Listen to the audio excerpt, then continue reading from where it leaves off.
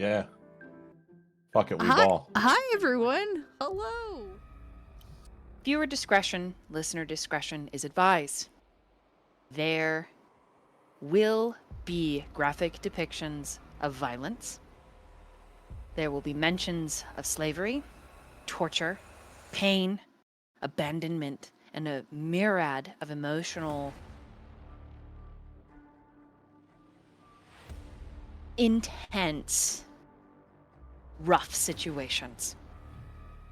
This is a dark horror and erotic fantasy.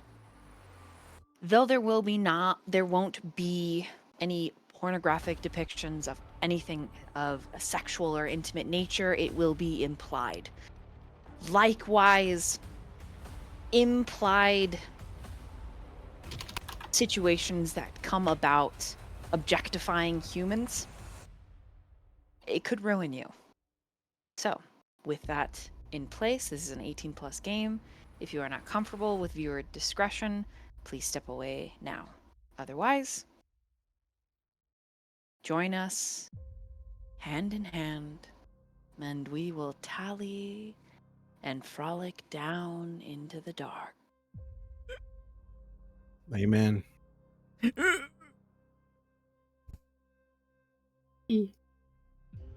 All right. I know you weren't here last time, but actually, no, I won't.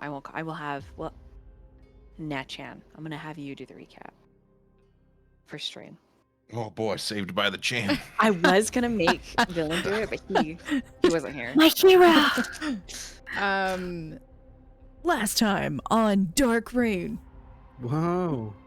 That's my DBZ narrator impression. Anyway, yeah, last time on Dark Rain, we all got moved into Adra's cell, which used to be just Adra's cell, but Adra has a lot of roommates now. Whether she likes it or not, too bad. There were some Ulvarian shenanigans that happened. He likes things spicy apparently, but he's just a big spicy goofball. We kind of discussed some options to maybe perhaps escape in the future. These plans do involve some spicy relations with some dark elves, with the possibility of some poison and going sent out on a hunt, what it is called. We also encountered the young gentleman Glyph, who we met in session 1. Apparently Glyph knows Caldrian and got himself caught so that he could try and save Caldrian. And our big dark elf friend Dragus appeared and took Sylvis away. He's like, I can get Sylvis out, but not the rest of you. And we're like, cool, bro. So Sylvis is elsewhere right now. And yeah, that's where we left off. If you want the deets, you better go check out VoidDoll's YouTube, because that is where the series is. YouTube link is there in the !dark command. And take it away, Dungeon Mistress.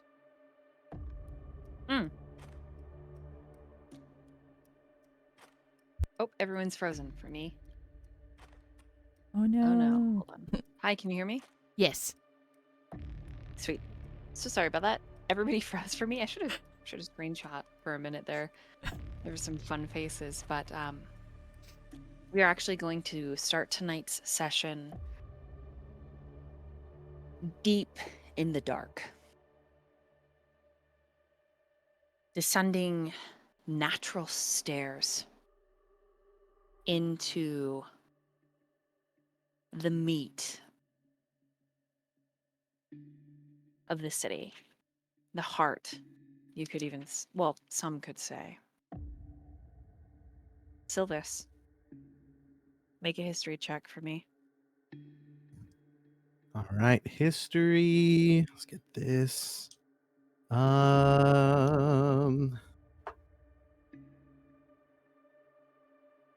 did I say? 19. 19? Okay. And what is your passive perception? Passive perception is 10. Okay.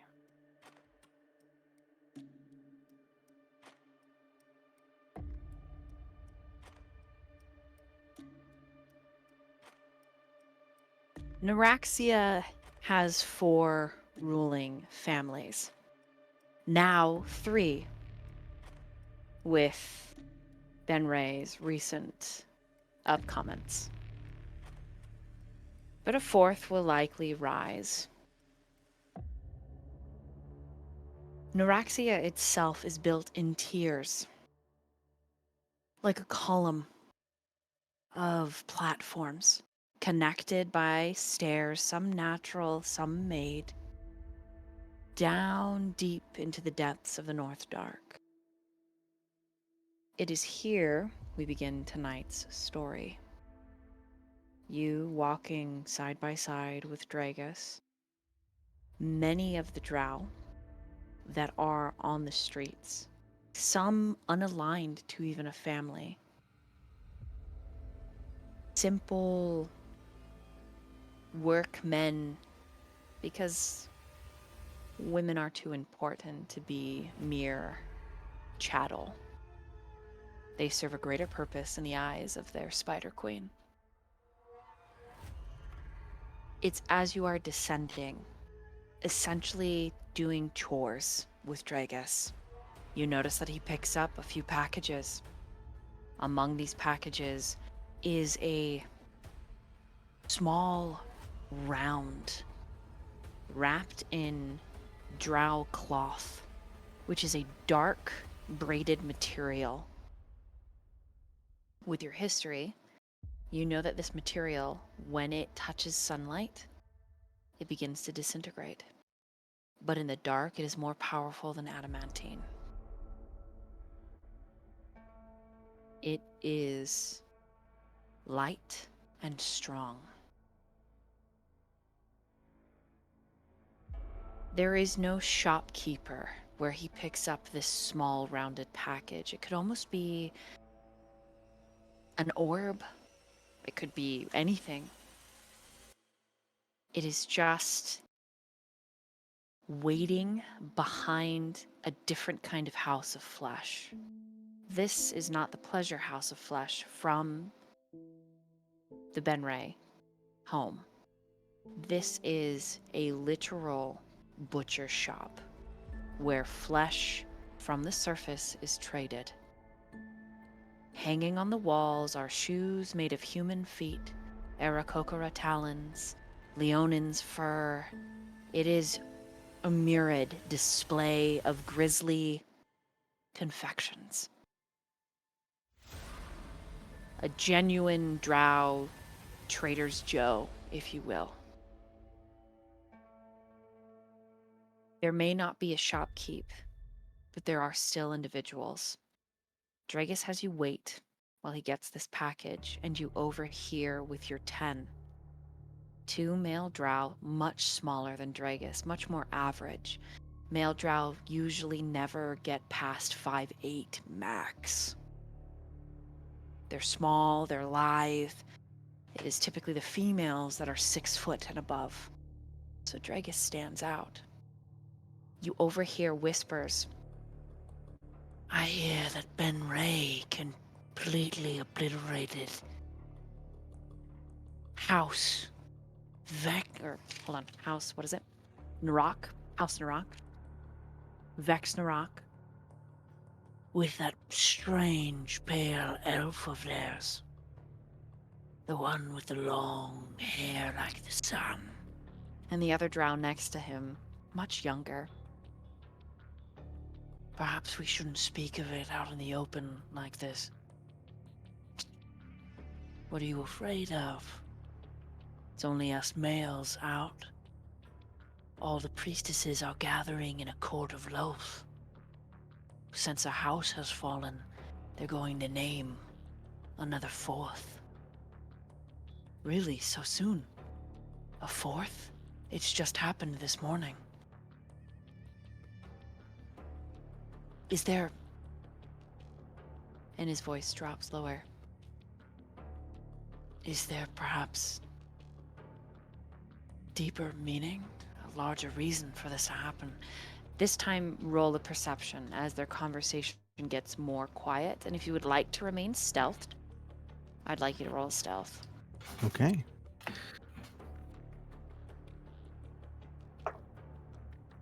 12 perception, 17 stealth. You are crouched down among several pelts of surface dwellers. I mean, it is uncomfortable. And the Leonin pelt next to your face actually smells like it's been perfumed. It's kind of pleasant. It's very soft. But to think that this is someone's flesh is a little, well, it's a little unnerving. But you remain hidden nonetheless. You don't hear what the older drow says to the younger drow immediately. But eventually your heart stills and the blood rushing between your ears gets a little quieter, and you tune into their conversation again. And you pick up this piece. They say there is an elder evil coming. One that will be Loth's court. Her consort. How is that possible? Why would she debase herself with a consort? Who says the consort's male? And the other drow, She would take a priestess. Rumor has it. Where did you hear this? Oh, working with the weapon masters. They are the closest to the matrons, after all. so you heard it from the Benray weapons master?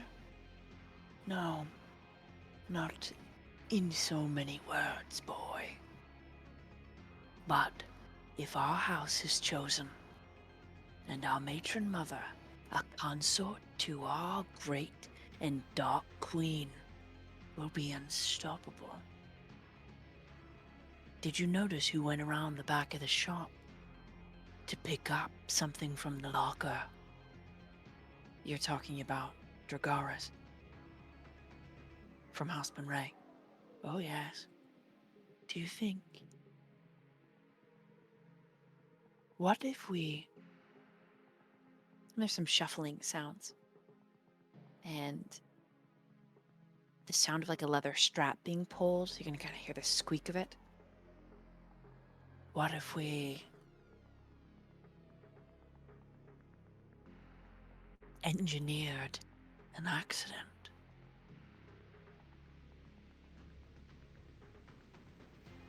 I don't think he was alone. Then let's take a look, shall we? And you hear the two of them begin to move on the stone floor, looking for you. What do you do? I'm gonna stay where I'm at. I'm gonna try to keep hidden, but follow them if they veer off somewhere else. I want to see where they go, if they're gonna be doing this engineered accident now. So I'm gonna stay where I'm at, kind of peek from time to time, and just do my best to stay well hidden and try to stay on their tail. Make a perception and a stealth, please. Or you can do both in one and roll a survival. Okay. No, let's do them separately. So for perception, it's gonna be 18, and for stealth, it's gonna be a dirty 20. Okay. Let me Rolls. roll. Dirty 20. Okay. The young man seems to veer off. There's no more immediate conversation between the two of these drow. The young man ends up headed to the very back of this shop that has no shopkeeper, and he begins to kind of rifle through what looks like yards wrapped spider webbing, bolts of fabric of silk, while the older gentleman isn't far from where he was, and he's looking at the pelts with a very keen eye. You can catch that he's colored exactly like most drow. Stark white hair, face as clear as a nighttime sky, probably incredibly handsome, burning amber red eyes.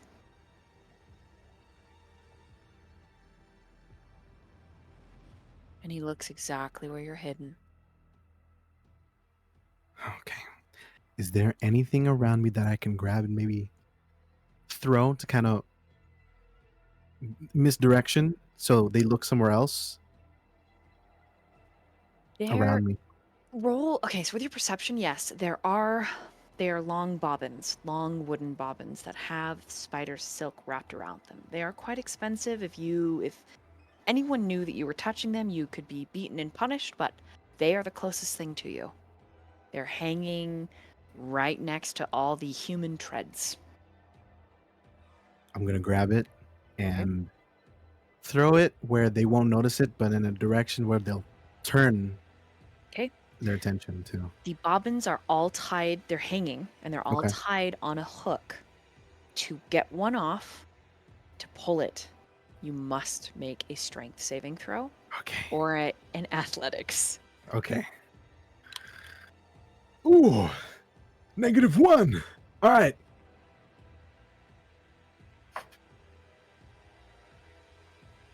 A 10?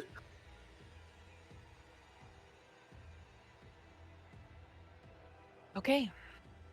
You pull the entire hook down, and it clatters directly behind you.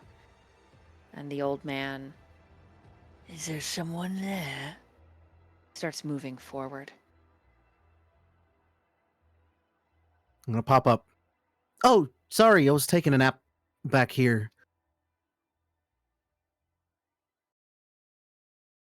He tilts his head. You see the jaw working. It's a very drow thing, this tension in their jaw. Like they're hungry. The eyes reflected to you, malice. You came here with Dragus of House, or Dragaris of House Benray, didn't you? Oh, I've been here the whole time. I don't know. I don't remember being with anybody. It's, just this is a nice little corner for me to take a nap in, so that's what I was doing. Just taking a nap. Roll a deception. Ooh. Ooh. Okay, hold on. 18? Okay. Drow's weaknesses probably is their objectification of others. And you can see it plain as day. He's not sure if you're lying or not. Because he didn't pay any attention to the slave that came with Dracarys. Who do you belong to? What house again? Benray. Okay. Mm-hmm. Do I belong to anybody? The matron mother, Sterid, really likes to annoy you, but she's never hit you. She's just frightened you and got in your face and bullied you a little. I'm from House Benray. I belong to Sterid. She's really mean to me, but I get it. I'm a little weakling. Look at me. I have to take naps frequently because I'm always tired. But you drow are all so strong. I always look up to you, you know? other thing about Drow is flattery doesn't really get you anywhere. Shit. But this elderly gentleman,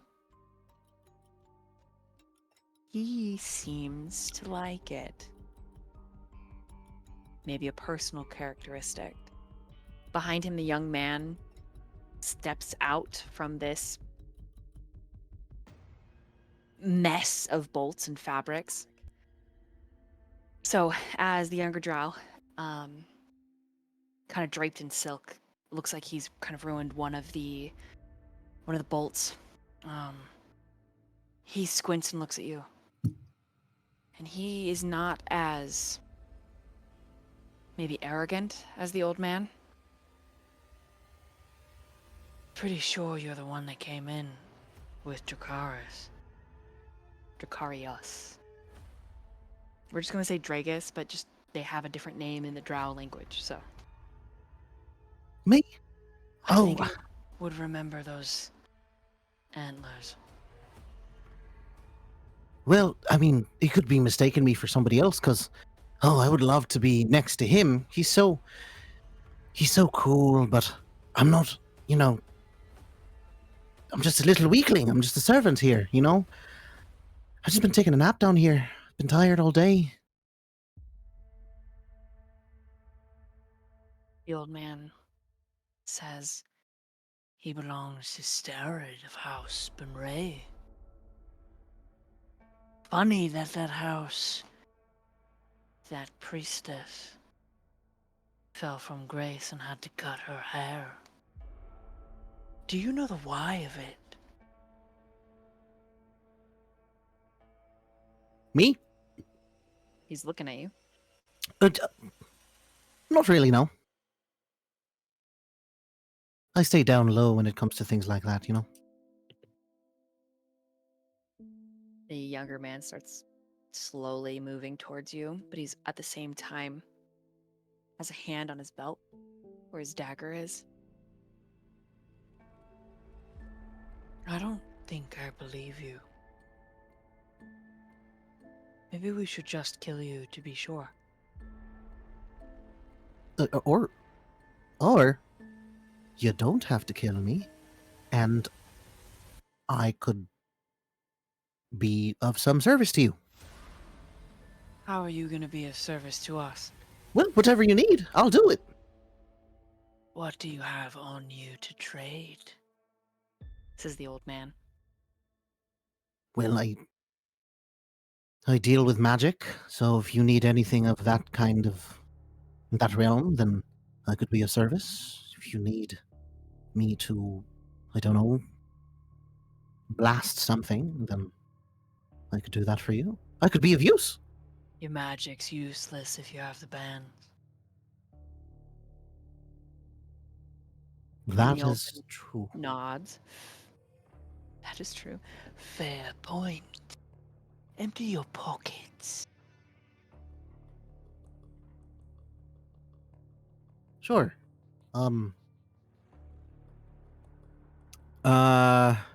What's behind me? Again. Just a bunch of pelts? Lots of, people pelts. And thread. There's probably, so you probably have like the line of pelts and then a short stint to the wall where there's tons of different kinds of threads and like threading tools. So think knitting needles, crochet hooks, probably small cups that they're displayed in, and the cups would be made of a very different kind of glass. It's thicker, more leaden than glass on the surface, because lightning doesn't really strike down here. So their formative understanding of glass is just raw engineering, and they melt different kinds of sand particles and clay. I guess the point I'm making is the glass is not really see-through, and it's hefty. Things that I can grab? Mm-hmm. How close are they to me? The older man is about 5 feet. The younger is about 15, but he's slowly gaining.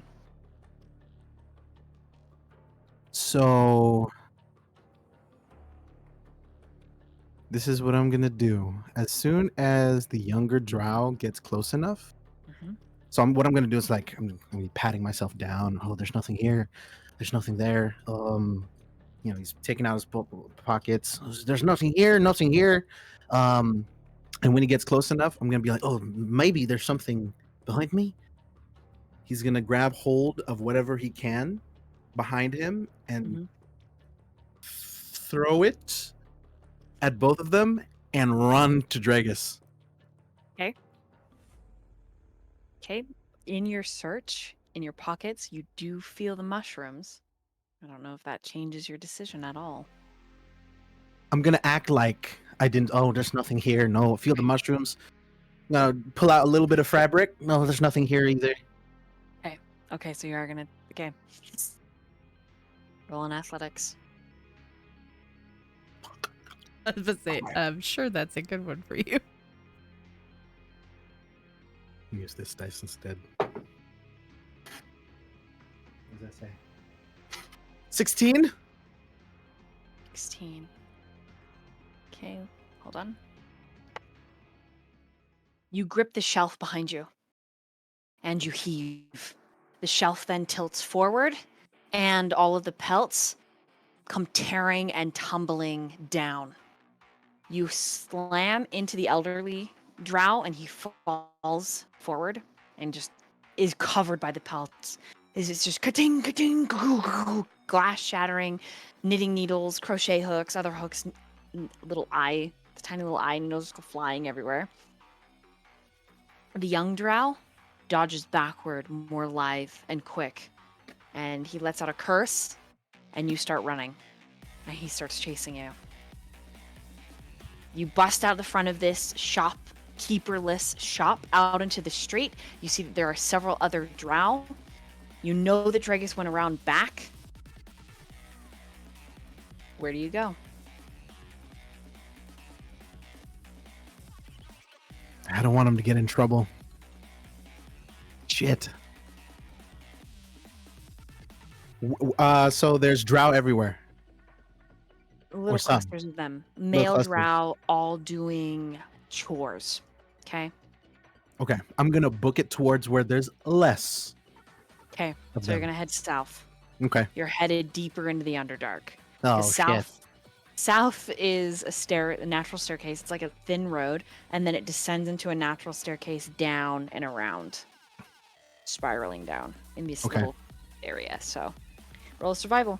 All right, here we go.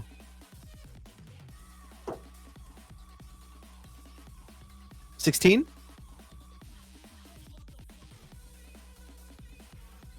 Okay. He is shouting behind you in Undercommon, calling you all sorts of names and slurs. But you gain on him. You're just one step faster. You descend the stairs to the next level. Okay. As soon as I get to the next level, I'm gonna try to find a place to kind of lay low, but still have vision.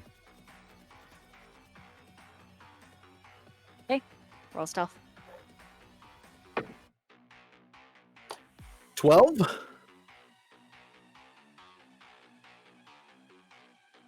Okay.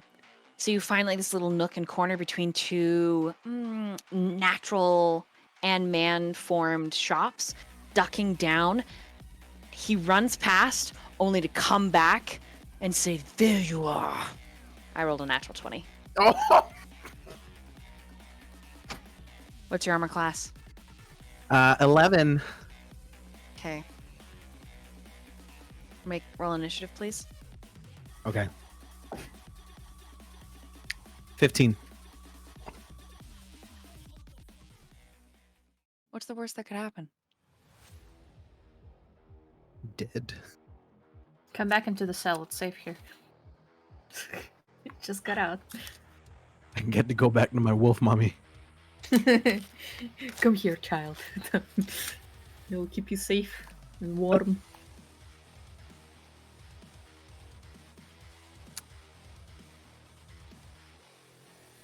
Okay, what'd you get on that? Your initiative, sorry. 15. 15.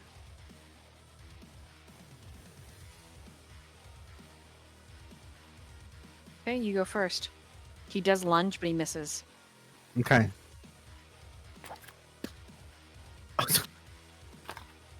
He's gonna Shit. go down on his knees. And he's just gonna say, "I'm sorry, I didn't look. You're large and scary, so the first instinct of mine was to run away. So, sorry." And my turn. Okay, roll persuasion.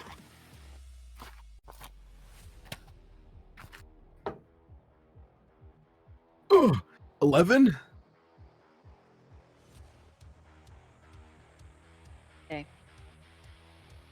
He is not convinced. The hatred in his eyes, especially for you looking for any pity, is criminal. You deserve to perish. And he raises the dagger. And he moves close. There's movement from the corner of your eyes and the sounds of chain. There's a shout somewhere in the distance and a great roar. And then all at once, the dagger comes down aimed for your face. And a large hand catches it, the blade piercing through. It's only an inch from your nose. Oh dear. And then dark fingers curve around the hilt of the dagger. The drow that was chasing you stands about 5'4". This monstrosity that has just gripped the blade looks like an upright cat. But not like the cat from the cell with the dual-colored eyes. There is a furry face with a muzzle and pointed ears, but around the neck is an iron collar and chains. What's your passive investigation? 10. You aren't sure the race, but you have seen it. You think near Adra's cell, one of these, maybe next to the myconid that glows, the name is drawing a blank. But the creature, the drow begins to shout at, and the creature stands to its full height, which makes Dragus look small. And it flicks the blade out into that open, vast air to plummet down into the dark. Its hand still bleeding. 3 or 4 drow in full armor show up. They take the chains from the collar of this creature, and they don't really pay you any mind.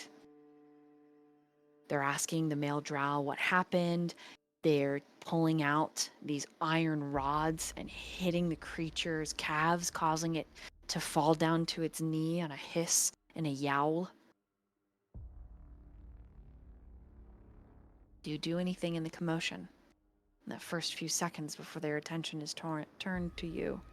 I want to say that Sylvis is in like shock, so he's just frozen, taking everything in and watching. Okay. So eventually they turn to you. The drow says,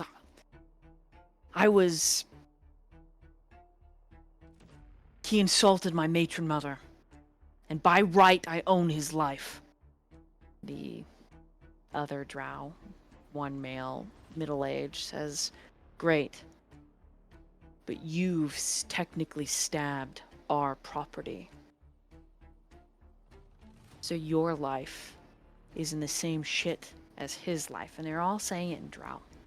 And then that same middle-aged drow turns to you and says, "Who do you belong to?" I'm gonna say the same thing. What was her name again? Starad. I belong to Zared. Okay. Roll me a persuasion. 17. You beat the DC.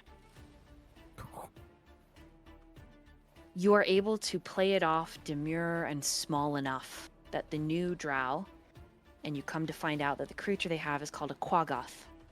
Typically, they are unintelligent beasts, but this one seems very intelligent, very kind almost.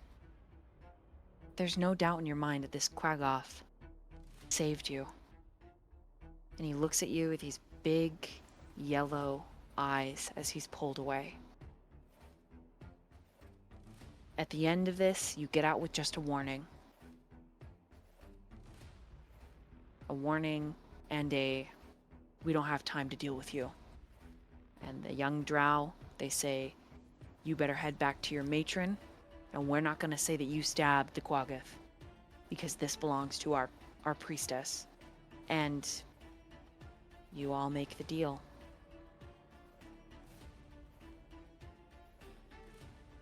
For now, Okay. you're free. Gonna head back to Drager. Gonna see if I can find him. Okay. That young male drow is also following you. And Hey. he collects sorry, the give me a older minute. one. Oh. And so many. Hold on. Ah. Tasty. Okay. So the young male drow and the old drow, they collect, like the young drow collects the old guy. And he says, his name is Nep. And this is not the last you've seen of him. Prisoner of House Benray. I'm sorry. And then Dragus steps out behind you with that small rounded stone wrapped up in that silk drow cloth like adamantine. And the other two drow are dwarfed in his shadow. They look like they're about to piss themselves, and they almost fall over, turning and running from him. And behind you, you can feel the tension radiating off the young man. There's a protective instinct, and he says, I could kill them, Silvers. And no one would know. I'm sure you would, but I don't want to risk anything. They will It's go fine. back to their house, and they will tell.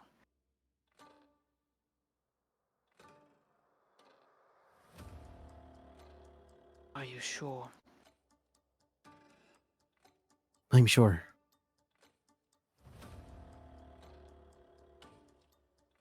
Very well.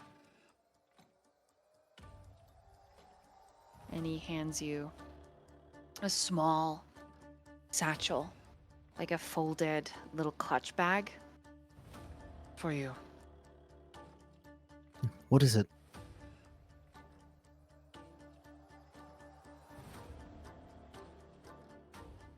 I overheard what you are planning. This will help you make what you need to make. You won't get in trouble for it? If I am caught, I will probably die. Look, there's a lot of people down here that are conspiring to kill you and you. You understand that, right? He just nods. You have to come with us.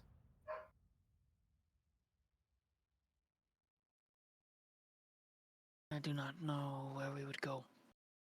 Somewhere. Far from here. Anywhere's better than here.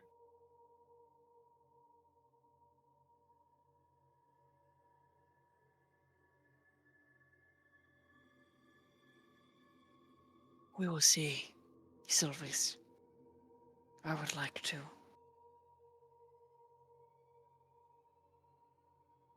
Come. All right. I need to take this to the holy chambers.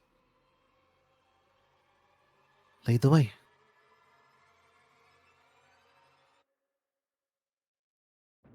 And we're gonna meanwhile back into the dungeon. I need Adra and Danriel to make a perception check, please.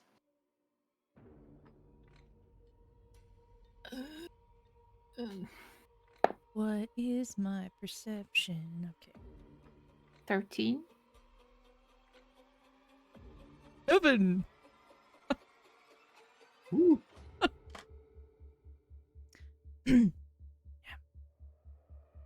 Okay, and then 13.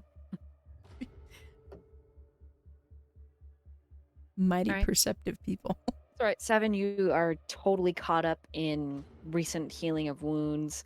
The fact that this half orc or full orc, you don't even know, just keeps. He's sleeping. He farts.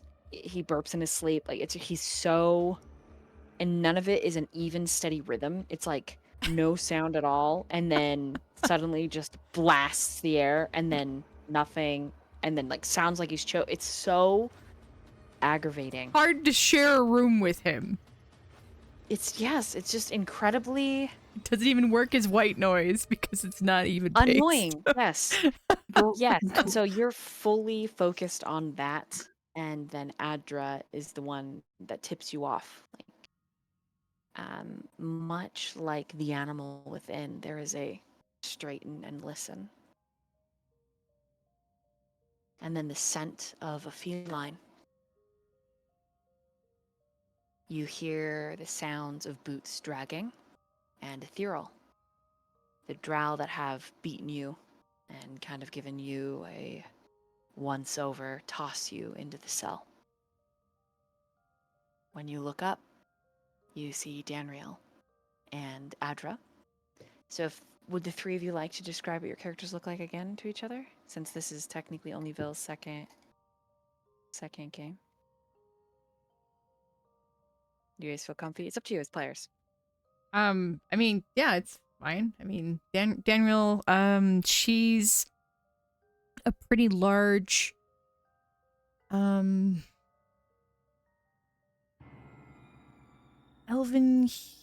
human, half elf, not 100% sure, looking individual. She is clearly muscular, but she's also a little soft, a little thick. Looks like she'd be really nice to hug. A little squishy in all the right places. She has dark, inky black hair, except for there's like a chunk in the front that's like a red that's been braided back into the rest of it. She has kind of almost like a cold, pale green eyes. Wears, I don't know, she's very classic gladiator-esque clothing style-wise. That's her. For Adra, tall, big. The musculature isn't too defined, and it's kind of hard to understand because like so much of her body is wrapped up. And she currently is in like a further darker corner of the room. Most likely right now sitting on the bed. She's not even sleeping, kind of like her mind is too busy thinking over like what happened today, yesterday, like whatever time it is right now. And messy hair, smells a little bit of like moss like a little bit grassy smell. The most noticeable feature is that her eyes glow a little bit, but even if they glow, they kind of seem lifeless, even if you catch them. I think that's about it for noticeable features.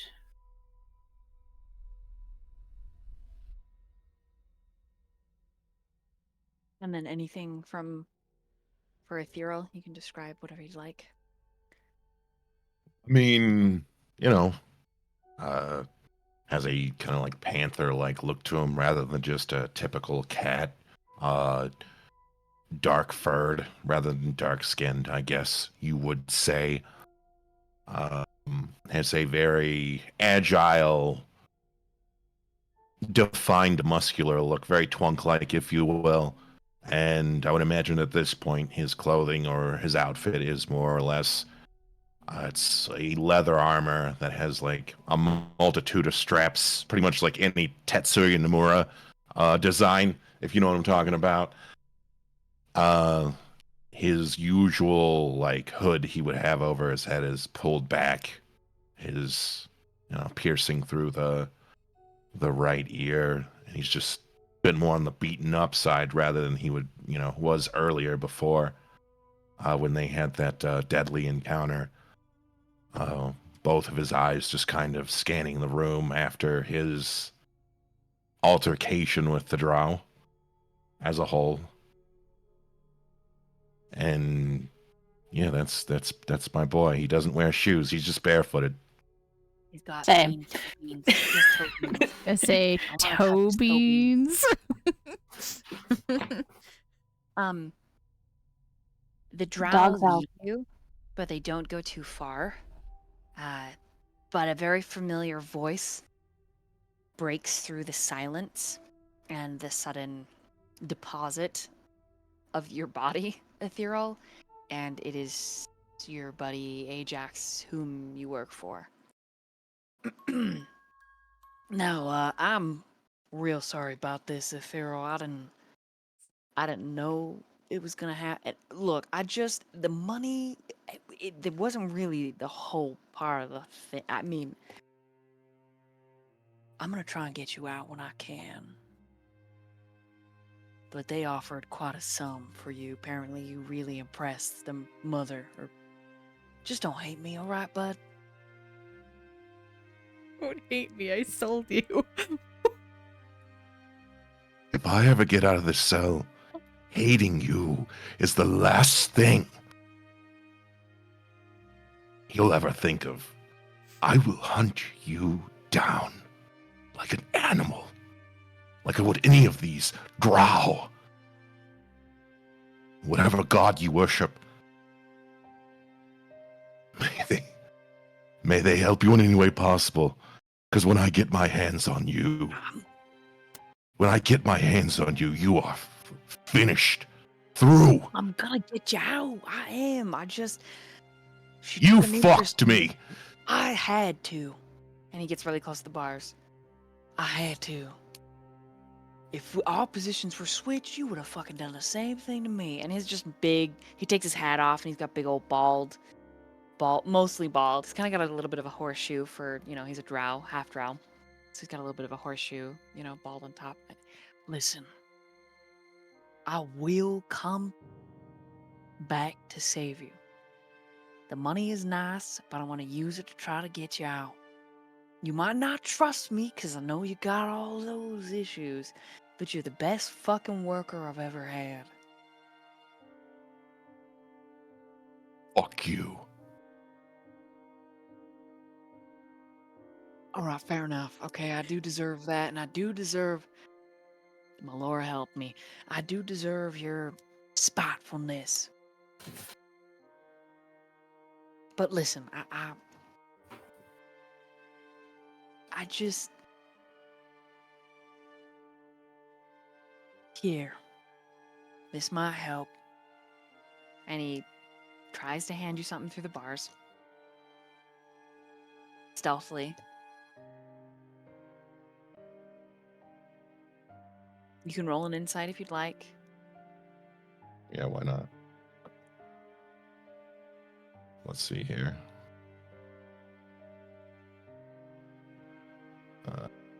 Insight. 13. You don't. Ajax has always been pretty straight and honest in his work with you, but he is still pretty scummy. Like, money makes his whole world go around, but you have made him a lot of money, Ethereal. With a 13. You got a 13. Mm-hmm. It feels honest insofar that he might leave you here for a year or two, if that's what it means. Because he doesn't want to put himself at risk for being in your position. Now, the item he's handing you, even though it's mostly under veil tricks of the eye and the hand, you think it genuinely will assist you. Think of it as an act of good faith. Come on, Ethereal. I'm going to try to get you out of here. No, I am. I'm going to get you out of here. I'm going to see that you're made safe. It's the least I could do. She really liked you. She said you were entertaining and that you would go well with her dog. And I don't know what that means, but apparently she really likes animals and she's got a dog. I'm not calling you an animal. I am just saying what was repeated to me. Please do not hate me. Or you can hate me, but just don't kill me when you get out, all right? Why would I just outright kill you? I will peel the flesh from your bone. Look, are you going to take this are you going to come over here and He say grabs the farewell? item from him. Like, he moves close to him and grabs the item, but it's such a quick motion that he does that it's Sleight of hand. okay. I almost wanted to fall down. Yeah, I kind of want it to fail too, not gonna lie. 12 overall. Okay. 12. Let me see. 12 is enough. You don't think the guards have seen it, but feels like a couple little thin tube vials. In a quick glance, they're bright and brilliant red, probably health potions. Now I will come back for you. I just you're gonna rot in here for just like a little while, but I will come back. I'm not telling you you're fired or that I hate you or want you to peel my flesh, but you're the one who's in jail and not me. So I'm gonna go now. Try not to make friends with the other prisoners now, okay? All right.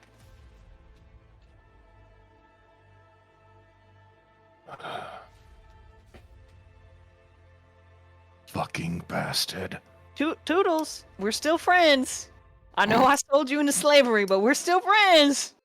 And he walks away. I'm ready to go now. You can escort me to the surface and tell Mother that it is a pleasure to work for her. And then it's just you standing there with this parting gift from Ajax and Adra and Danriel behind you. What do the three of you do?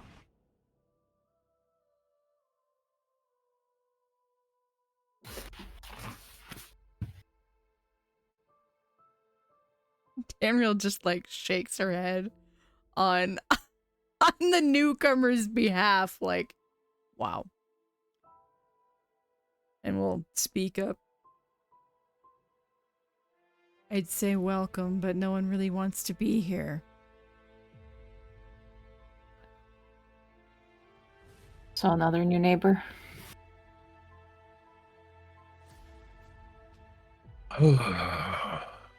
I would imagine you're the dog, right?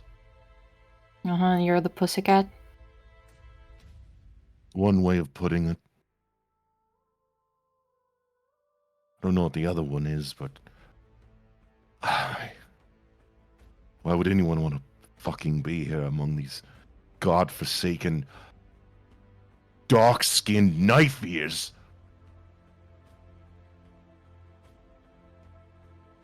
Yeah, well, here we are. But I don't know. We're hopefully not going to be here forever. Making the look of we've got a plan, but not saying it out loud because I don't know how close the nearest guard is.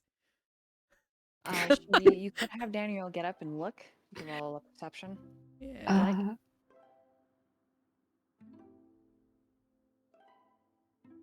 It's like, don't be suspicious. Don't be Right. suspicious.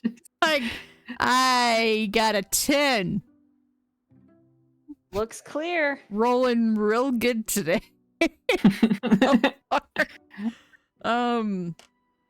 Okay, well, I will actively lower my voice really low.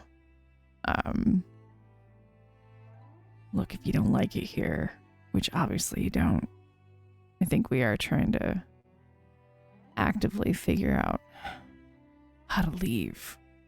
So, I guess you're invited if you don't want to stay. He will kind of post up on the opposite wall, just leaning against it. Coming from you, that brings little to no comfort. Any of you? None of you look like professionals in the least. So, there's no solace in that whatsoever. I guess You scraps think- of a plan are better than nothing. You think they keep professional slaves in cells? No, apparently they're sold by scumbags.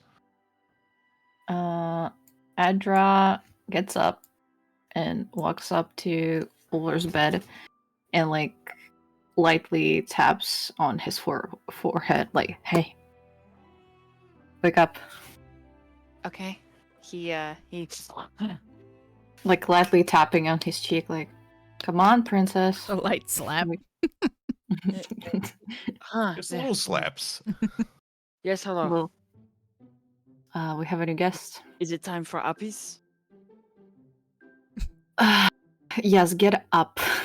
He like puts his arms up, armpits displayed. I grab the leather strap over his chest and like pull him up. Okay. All right. Oh. Hey. Ethereal. I remember you. You gave me your name after threatening to cut out my tongue. Now I wish to cut out your eye, seeing you're here. Maybe cut off your head. Use it as a mantle for my home. Display, if you will. Not that you would be welcome there. It's all right. Childhood trauma is welcome in this cell. We share all the time. What are you on about, you foolish fucking oaf? Just wait for Silvus to get back. He'll teach you everything you need to know. Can I? This. Ah, We're you just are a insufferable. colorful bunch, huh? No. My name is Ulvar, not insufferable. Ulvar.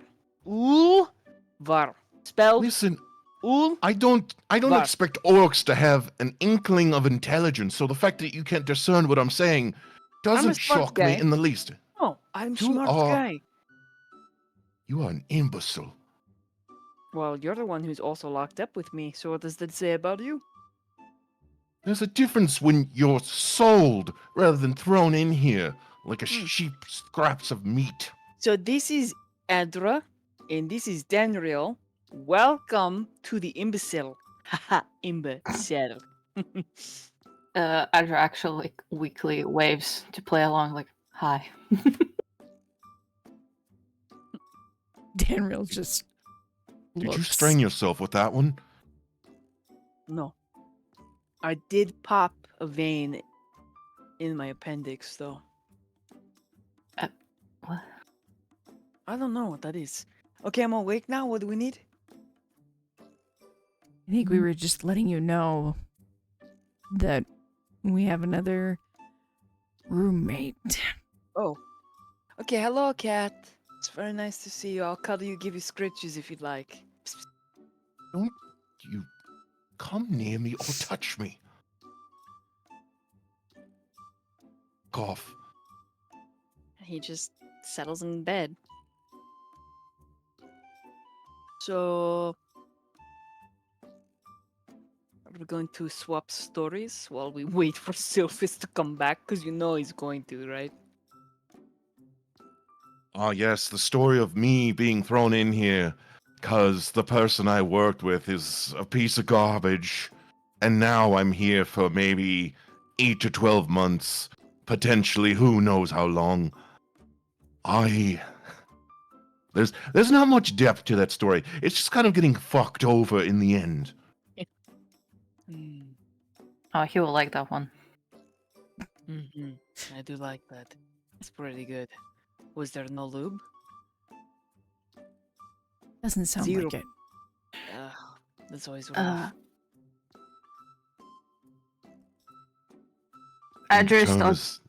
The term is getting a raw hand Ooh, in every sense of the word, phrase, like whatever. it's kind of sexy sounding. Edra, He's I'd like your raw end.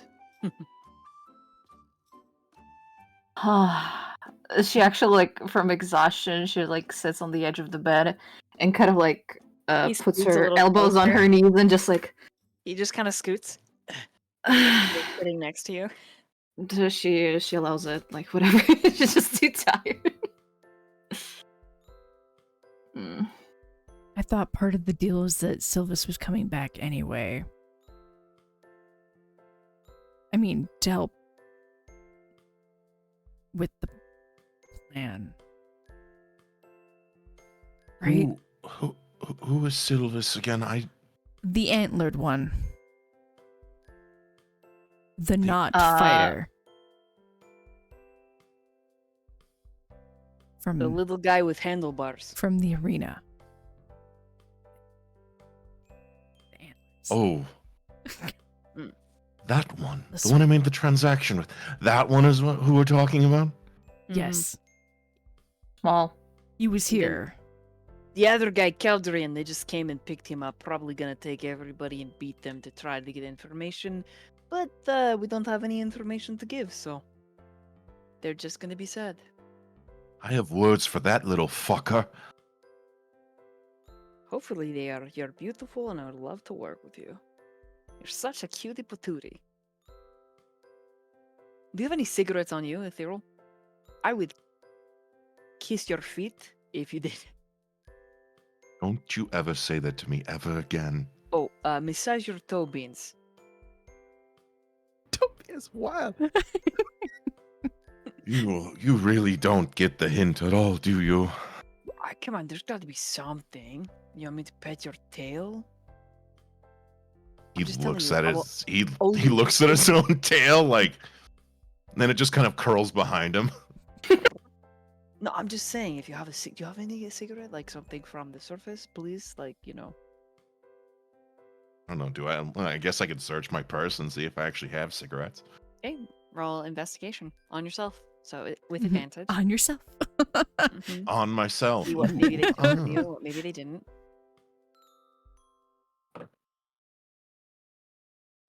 That was not the best there, Cotton. Let's see. That's a 12. Hey, DC was a 9. You have 3. Nice. Yeah, they didn't strip you, so you've got them tucked on an inside pocket that's hidden. Yep. He's gonna pull out I guess it's kind of just like a small little satchel. Makes this like guttural sound, like wiggles a little next to Adra. Yes. What is it? I'm trying to be polite. He's got him over. He's holding him. I smell it. Please, I'll be your bitch.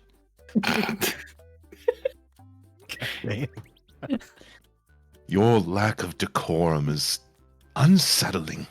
There is no room for that here. Okay, we are drow cattle. I will be your bitch for one of those, please.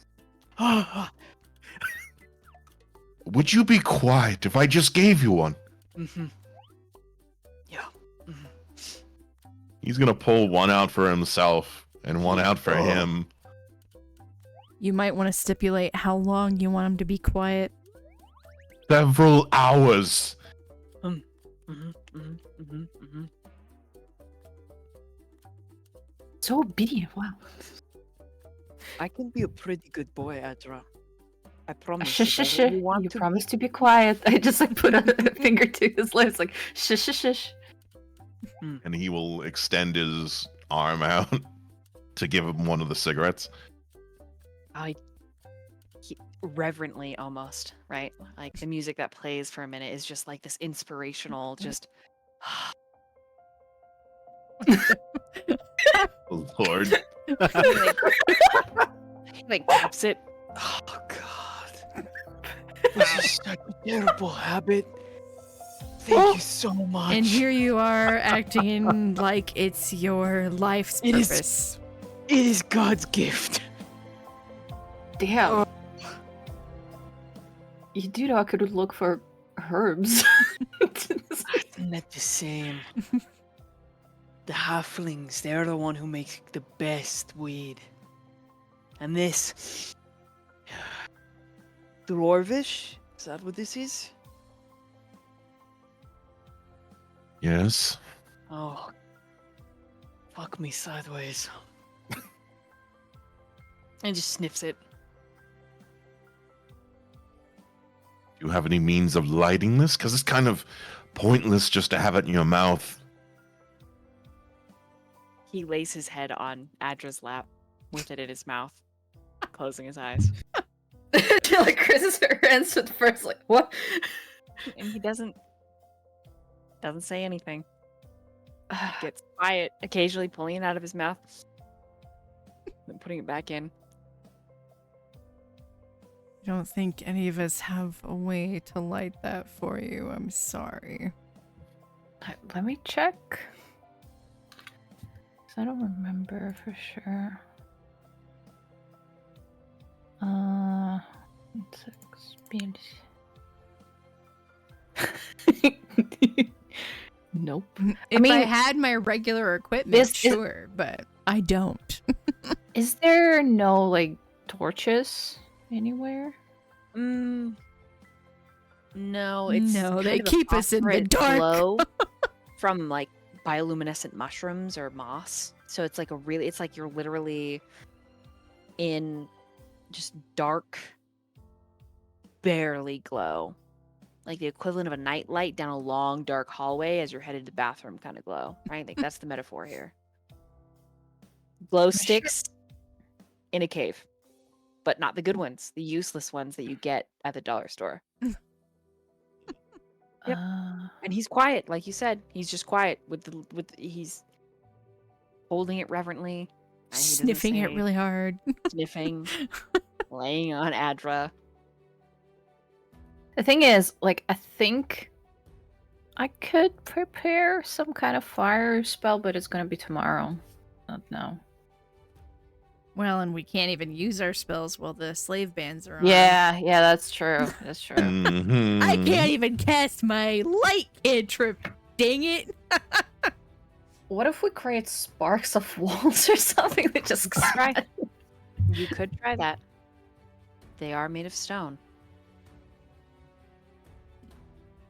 Well, and I thought about that, but I was like, I don't even have my weapons to create like a spark Mm-hmm. because they don't. Would I they don't let be- us keep those when we're in the cell. Would I be able to like see if I can set a spark off using my claws? You could Eee. Certainly try.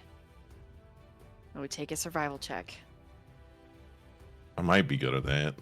I might be. If you fail us, I also have claws, so we can try. Keep the boy happy. If you fail us. If you fail us, That was such a, oh, that was a good 14? way to put that. Okay, 14 does set off a spark so that you know it's possible. but it's only off of the floor, not the walls. Yeah, we're gonna.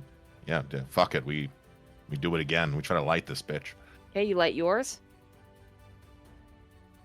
You I you will- strike. You light yours, or do you grab his and light his? What do you do? Because you could I'm be strike- a real big dick right now. I can try light his. I'm gonna light mine, but also light his as well. So why not? Ooh, okay, okay. So, file this away for future use. The floor you can create sparks. Okay, so remember this. Mhm. Okay. Anyways, Mm-hmm. you light yours, and he sits up, and as he sits up again, it's just this like swelling, inspirational. And he pulls his out. Oh. And he hands it If- to you very slowly, like it's made of glass. Like holding his breath, big tusks kind of quivering a little. I feel like you have one gigantic speech you want to say, but since you're sworn to silence, you can't. So let it out. Thank you. That's it. I just am very grateful. I have not had a smoke for a very long time, and it's a very bad habit. Anyone listening at home, no smoking. Very bad for you. But Ovar, please, smoke daddy up.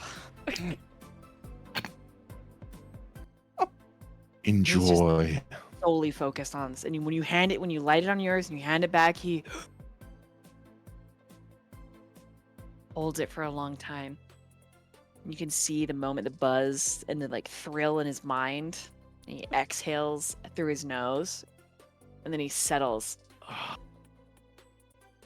And you notice that all of that crazy energy that he usually has calms as he enjoys the cigarette. Quick, get your naps in. Did he lay back on my lap? He does not, but he is sitting Okay. by you Mhm. with his knee touching yours.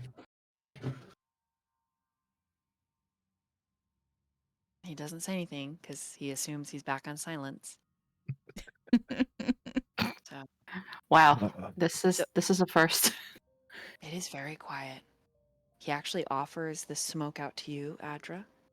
hmm And then if you puff or not, he'll take it back and offer it to Danriel. She would just raise a hand and shake her I head. am a child of thanks. nature. I puff. It's That's natural. It's It good. is good. It's got a really dark taste. And the buzz that it gives you is more calming. She kind of like slowly exhales the smoke for her nose, just like puffs out, and then I give it back to him. He wants to speak, but he doesn't. He like goes to open his mouth. Man of his word. Good job. I turned to him. I turned to Ulvar, and kind of like, since you're awake, I actually had a words English. Sorry. Question? No, not a question. Not an offer. No. Idea? Favor? No, favor. Yeah. Sorry. We're all just throwing words out. I actually had a favor to ask of you. You're not? Hopefully a small one. Hmm. So she reaches into like the nest of her hair behind her ear, and she pulls out the flower that Dragus gave to her, and from like the color of her tunic, whatever, she pulls out the drawing. I know you have a place to keep it safe. I wanted to ask you to, hide it away. I don't want anything to happen to it. He glances at Ethereal, and Ethereal, I need you to roll an insight. All right. That's a nat one. Safe. You don't understand why he's looking at you at all. It's just like, I gave you a cigarette. Shut up. What the fuck, idiot? And then he does something completely deranged, and he takes the flower in the drawing and he smashes it into his eye. And you're just like, what the fuck?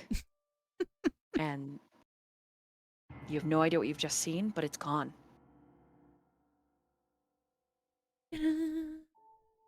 Adra is surprised he didn't ask anything for it. She kind of Can't. just He's sworn to secrecy. Quiet. You must be quiet. She kind of like looks at him, blinks a few times, and there's some kind of contemplation in her head, and then she kind of is like, okay, whatever, fuck it. And she leans and like kisses him on the cheek and says, thank you. Okay, what's your armor class? Mine? Mhm. 15. You lean in to kiss him on the cheek, and again, he's been told to keep quiet, so he's gonna keep quiet. But just before you make contact, he turns his head and he grabs the back of your neck, and it is a full-on orcish kiss. You can feel the piercing and the cut in his tongue as he licks his way inside your mouth, and there's this deep masculine rumble. And when he pulls away, he licks his lip, and his eyes are glowing. Takes a puff. So the pale face definitely has much more color to it. She kind of covers her mouth because kissing is not usually something she does.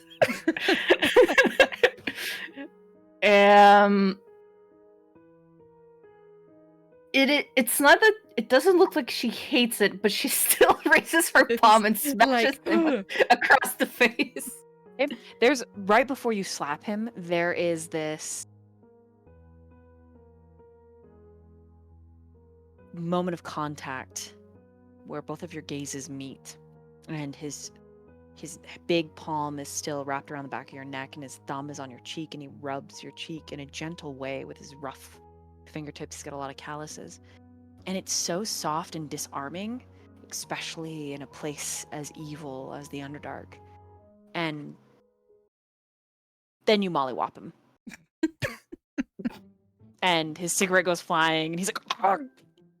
And it like lands on the ground right at Ethereal's feet, and he's like scrambling to get it. Before he gets to it, Ethereal, you have a chance. You could step on it if you'd like. You're gonna be that guy. He's just gonna watch him, like, obviously, like, scamper like a cat trying to get to it. Mm-hmm. And he's gonna jokingly say, "You might want to pick that up, or are you gonna kiss my feet while you're down there as well?" I don't know. Let me see. I'll roll. Careful. He kisses your feet. You don't wear shoes, so he pets it. Your big fluffy little toe beans, and then he stands up, Mwah. and then exhales through his nose. Gives you a big grin. Those big tusks kind of like quiver a bit, like Then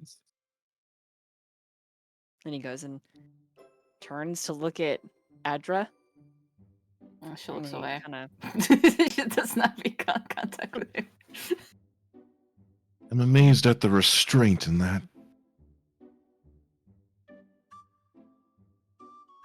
Anything else before the next event from any of the three of you? I think while Any other role play conversation? Oh, go ahead, Danriel. Oh no, I was just gonna say, I think while he is conscious and quiet, Danriel's trying to sleep some more. Nice. Okay. All right. Fair. Anything for Ethereal? No, he's got nothing. He's curious about that whole eye thing that he just watched, but he has no idea what that's about. Like, he's just like, what the fuck? It was there and it's gone? Like... Mm-hmm. All right. And Adra? Adra is still like, it's almost like visible how her hair like poofs up a little bit from the distress. She kind of silently stands up, gives Ulvar a stink eye, and goes back to her bed. And gives you a big cheeky smile. wiggles eyebrows. Just like a puff. Like that the eyebrow wiggles me. Okay. All right. Then I think right here's where we're going to take our first bathroom break. And when we get back, we'll do our next encounter. Bathroom break. I'm dark. The silence in the cell is deafening.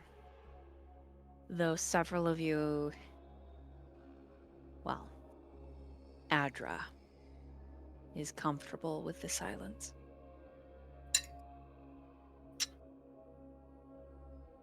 Almost randomly, there's a drip that starts somewhere in the distance. You can hear the other prisoners shifting around in their bunks, their cells, settling in to sleep. But time in the Underdark is a curious, different thing.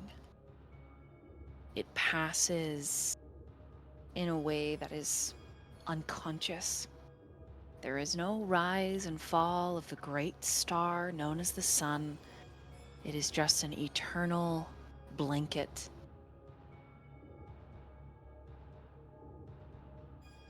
At some seemingly random interval, but which Adra knows can be used to mark the passage of time, the air heats up. There is a wave of heat that rolls through the open bars of the cell, causing you to sweat. It actually wakes you, Danriel. It becomes so hot. Ulvar ends up pulling as much of his clothes off as possible. Not that he was wearing a lot before. Now he's just in a couple of straps. And he is glistening. By the feel of it, Danriel, hours have passed. You felt like you've had the benefits of potentially a long rest. So those of you that are also in the cell can hit that long rest button at this time. Oh, maybe.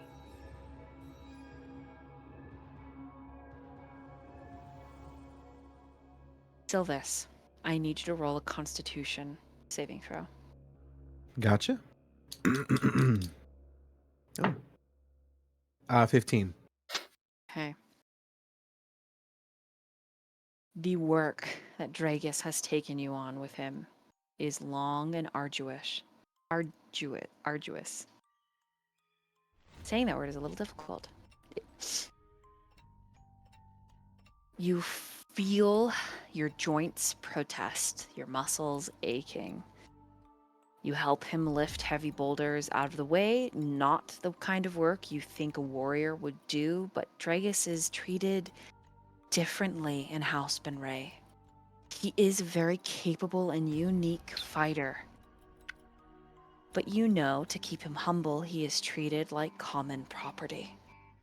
He is stripped of his weapons and his drow dark weave leather armor, and he is set out with a pick to break apart boulders, to get them fine, to mix them with water so that they become eventually bricks. And he does this with you for the duration of a long rest. And then he is collected by other drow. The conversation that they have is held a little bit away from you. But if you would like to overhear it, you can roll either a perception or an insight in this case. Let's do insight.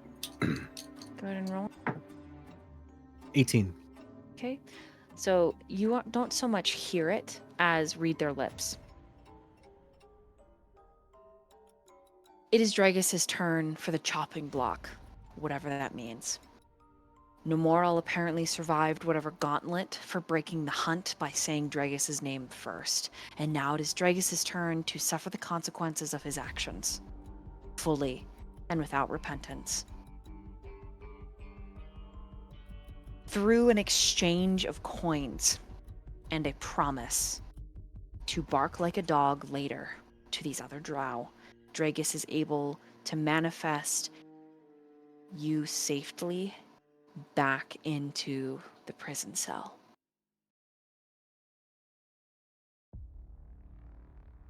And these two drow escort you deep down into the cell. Roll a percentile for me. Here we go. 50.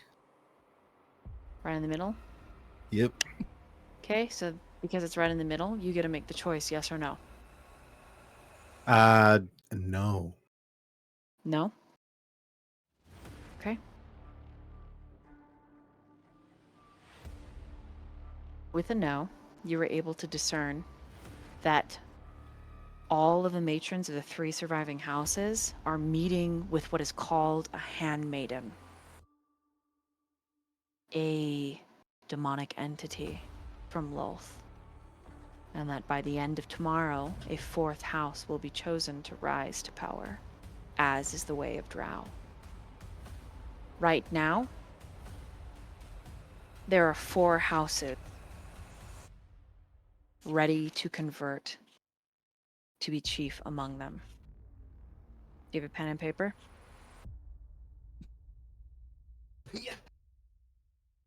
Take it. Yes. Okay.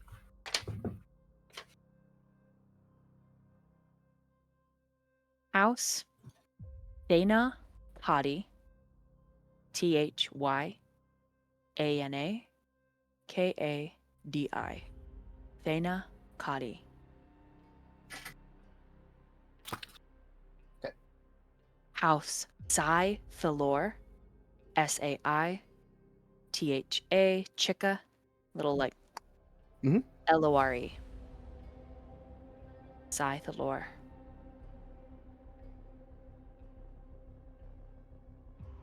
House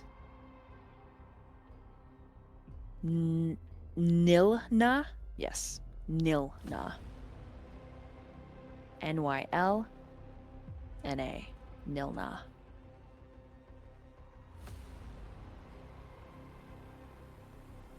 And then the last house. Ik Cthulhu.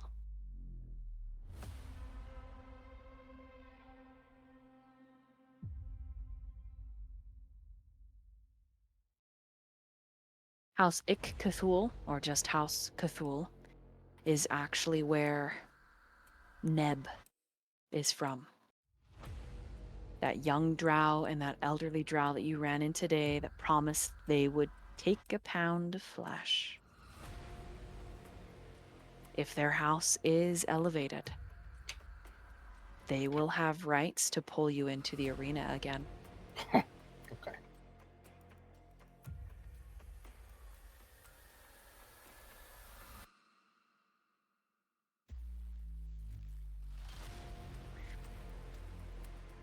So 8 hours later, you are escorted to the cell once again.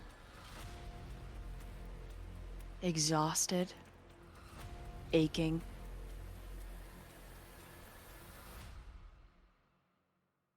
Here you are. Boom. There you are. Ethereal, that's your bunk here, where I've moved you to.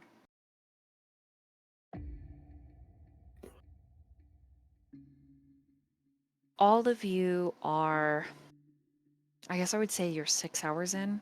That's going to be the least amount of time for a long rest.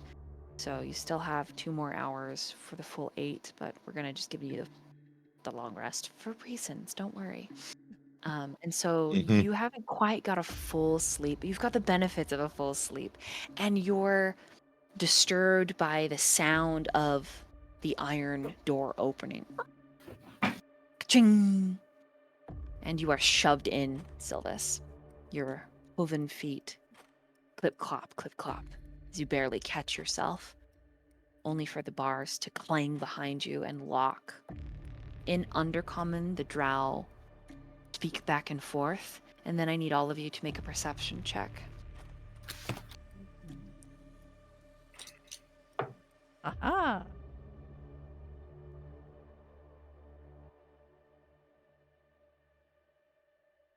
12. 16. Finally, something 4. over 10. Okay?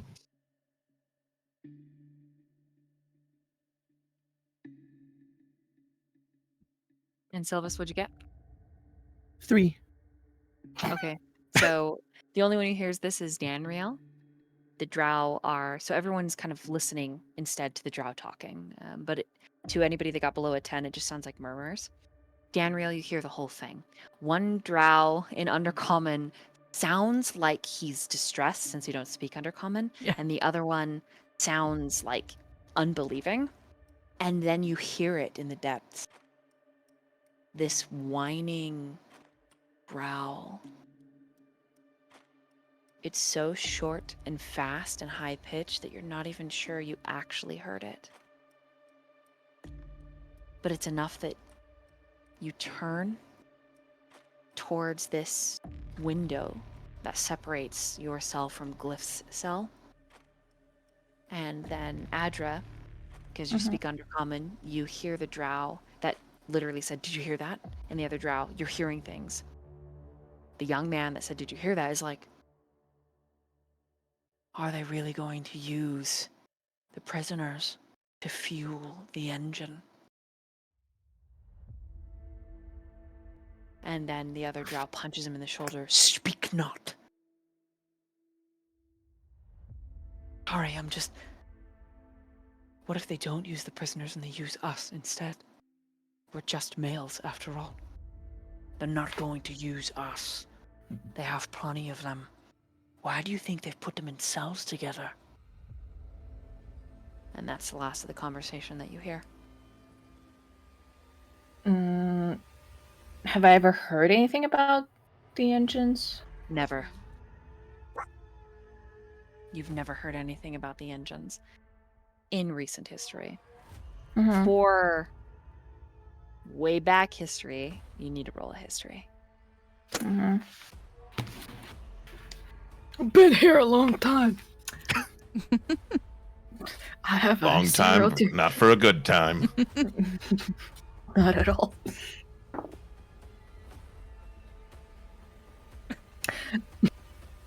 Well. What'd you get? 3. Oh, let's go. No fucking clue. No idea. No clue. You're like, what? Engine? That sounds crazy. It's crazy. No idea. I'm just too shaken by what happened. I cannot. I'm gonna quietly turn to the rest of the group. Can any of you tell what they're saying? Do I hear that they're gone or they're still there? The They've gone. guards. Their voices have faded. I don't want to risk it. So like comes closer because I don't want to risk it. Just has they said something about some kind of engine and people being fed to it, but they're not sure who, prisoners or themselves. And I have never heard anything about any engine or that I can remember. Does that sound like anything I've ever heard of or encountered before, DM? Roll history. Also, boys, I need Ethereal and Sylvis because you're both in the room. Roll perceptions. Okay. Do I need to roll like some kind of stealth so like my voice is quiet enough? You're gonna for it? need to roll, stealth. Perfect. I make it harder for myself. Okay. I got a 17. On the history check. I rolled a whole 2. I'm so good. Yeah, let's It's go. it. And that's a 6 together.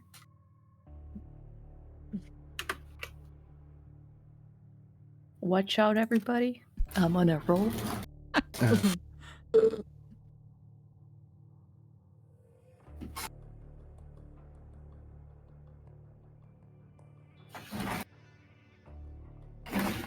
Right. Dice box, stealth 6, history 17, perception. Okay, so the 2 perceptions. You hear everything Adra is saying. My voice cracked. I'm a growing girl. I'm sorry. With a 17, there was an infernal engine used in the Midnight Wars. Okay. It was acclaimed to be powered by dark magic. It was necessary for powerful casters to wield these siege engines. And they ranged from mega battering rams, like the Wolf's Head at Helm's Deep, to impressive ladders, like, again, Helm's Deep would hold hundreds of drow, to large trebuchet. Do I don't think I do, but I don't remember. Do I know at this point, am I aware of the time gap between when we are now and when the Midnight Wars were? No. Okay, I didn't think I was, mean, but I wanted to double check. Danriel, she assumes it's been some time, but there's not enough information for her to put it together. Right. Okay. She frowns at that information.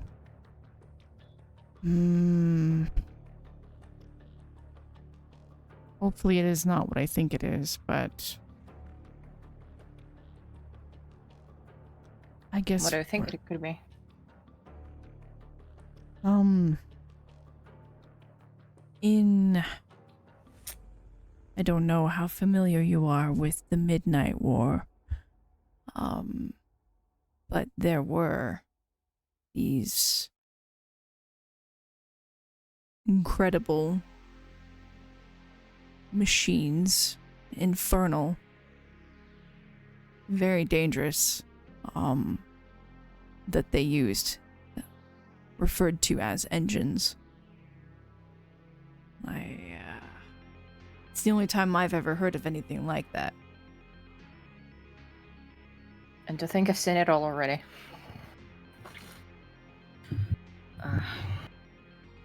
Well, that doesn't sound good. No. As soon as she mentions it, I need Ethereal and Sylvis, I almost called you Silas, Sylvis, to roll histories. Wrong game. Silas, wrong game.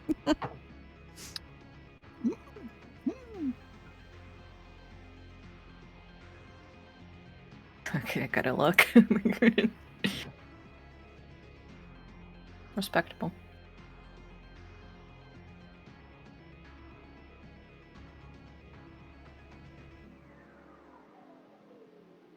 What'd you both get?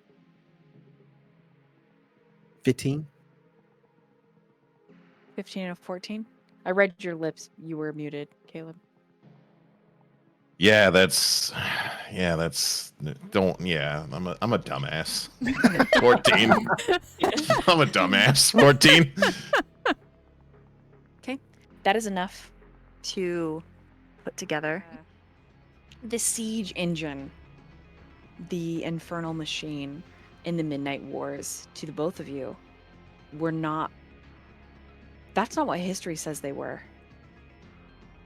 History says that it was something that flew. A storm controlled by the drow that spread the dark and made it possible for them to march on the land. What do you say? What do you do?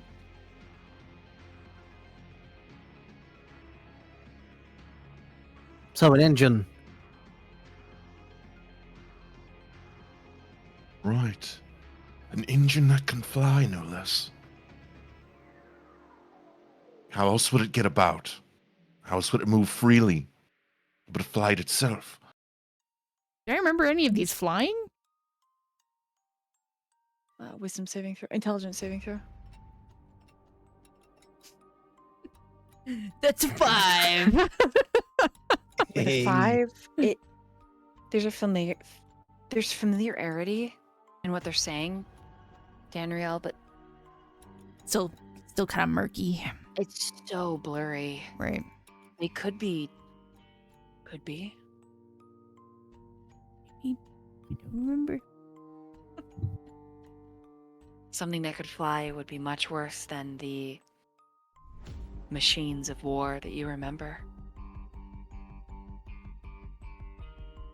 It's possible. But the real issue is feeding prisoners to what exactly? Indeed. I mean, if it's of infernal nature, then who knows? No, we really need to get out of here then, right? You hear a scraping sound in the distance. Oh, Wonderful. Your cellmates go still and quiet.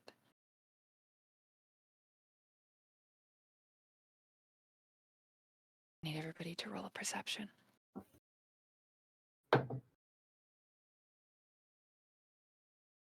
Ooh. Ooh. Ooh. Ooh. Nat 20 for 23. eat. 25. Ooh, nice. That's some good. Just Sylvis is having a hard time. Hello, Listen, What percent? I swapped dice. I was like, you betrayed me one too many times. You go to the fucking Shadow Realm. This motherfucker fell to the ground, and I picked it up. It's finally rolling. Because like The my ground is the perception key. You all strain to listen. All your ears tingling with the effort.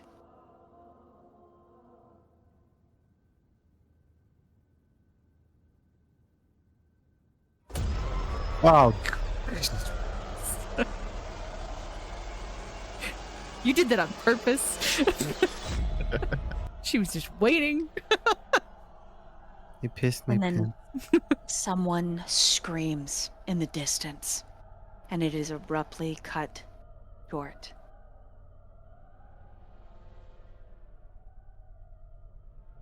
Cut short like they were cut down with a weapon cut short, or like is it followed by a No, or there's no, just it's just done. oh, okay. Screaming and then over. And it's back to pregnant silence. Okay. I don't like that. What's not to like? The sound of someone's life being snuffed out? Yes, In exactly. the That's abrupt the one. silence? That is the one. There's so many things happening all at once, and I'm confused. I'm afraid. I think I've soiled myself. Quite honestly. Adra, you are the only one that notices this door down here opens on its own.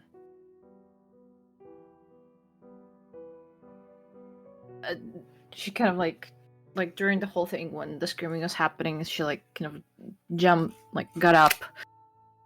I was like, what the fuck? And then the door. The door. What? It's open. What? And actually she takes a step back because she doesn't trust it. But it like in her mind, she doesn't say it aloud, but it's like it feels like a trap. It's like something I don't. Ariel will get up from his bed. Okay. Like pretty much stripped naked at this point due to the amount of heat. Like as he like stands up, I guess you will notice like scars up and down his body, patches of fur missing, permanent marks that just look like someone took genuine pleasure in inflicting pain upon this being with impunity.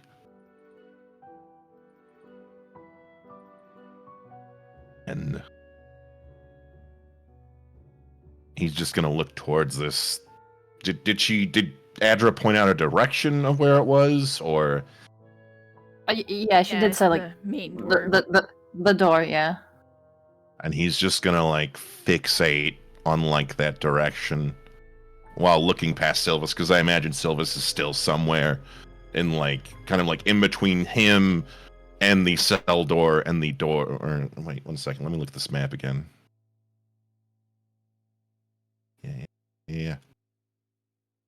Yeah, so yeah, he would be right there. Zoom in a bit, smidgen. Yeah, so he would be between him and, the direction he would, move about right next to Adra to, have a look-see and see what's the goings on over here. And he would move very close to her ear.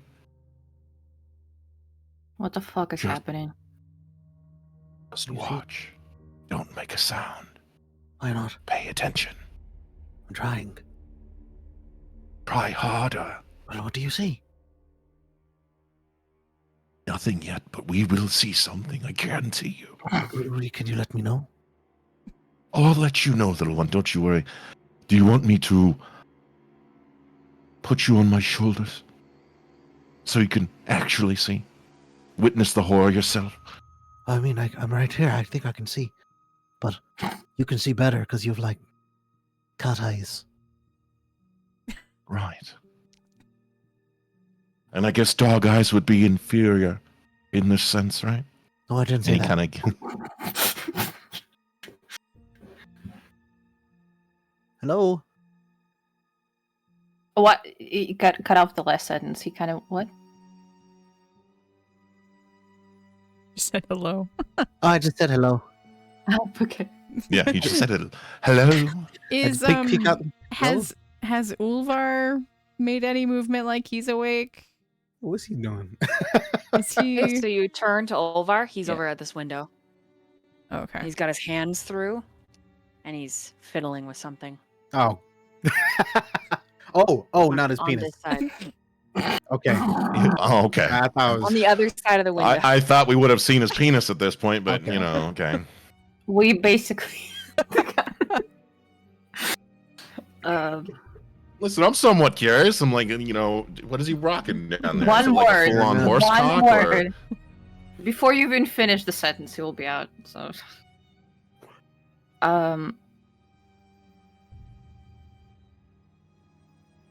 Honestly, Adra is just kind of like, I don't know. She looks like an immovable rock because it's almost as if like maybe some kind of prank like this happened before to see if she would escape or not. So she kind of just stares at the door, and maybe can she try to sniff to see if there's any unknown or some smells? I don't know, around the door area to see if there are people there. Can we like combine sniffers to see if we get anywhere? I use one nostril, you use the other. While they're doing that, I just have a question. Are these bed frames metal or wooden? They're stone. They're stone. Oh. Yeah. Okay. They're carved up into position. What kind of check would that be to sniff it out? Perception? With advantage. Okay. With advantage? Okay, I didn't roll with it. Ooh. Let me roll another one. Not much better. Okay. I'll go with the first one. 17 for me.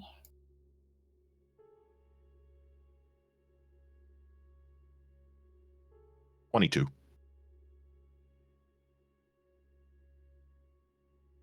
Okay.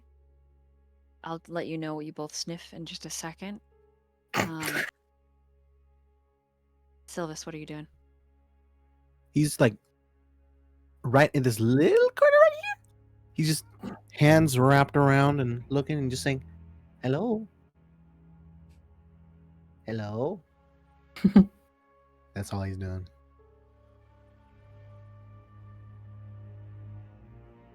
Right. What is Danriel doing? I'm gonna move up to the other side of that walkway.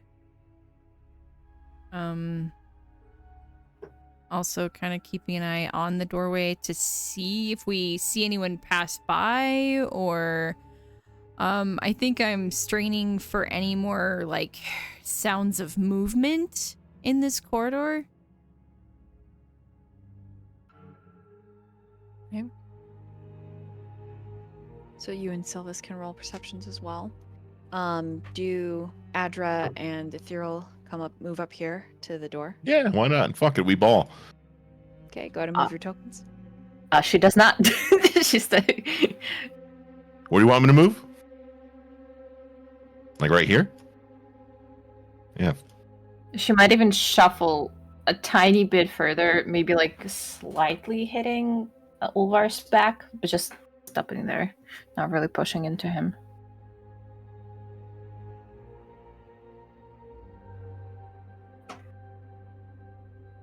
Okay. Ethereal, you'll smell it more potently because you're closer. But it's a lot of blood. A lot. Like someone's just bled out. That guy we heard die. Is it a familiar scent? Is this something I've smelled before in that It regard? doesn't. It smells with, I guess, with a 20 and plus, it's drow. But for you, Adra, it just smells like that coppery tang in the air, painting it like a picture.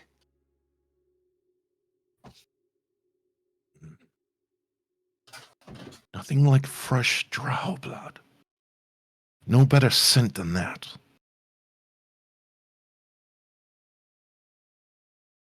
There's dead drow outside. That's right, little one. There's dead drow out there.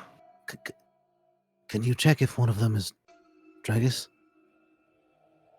I can sure as hell try. Do I recall who Dragus is? He was in the Roll. arena. Yeah, you got to roll a quick intelligence saving throw because you might not. You've been through a lot in the last like couple hours. That is. That's a 9. You have no idea who the fuck that is. Sure. You're like, I guess. Right, sure. Dragus.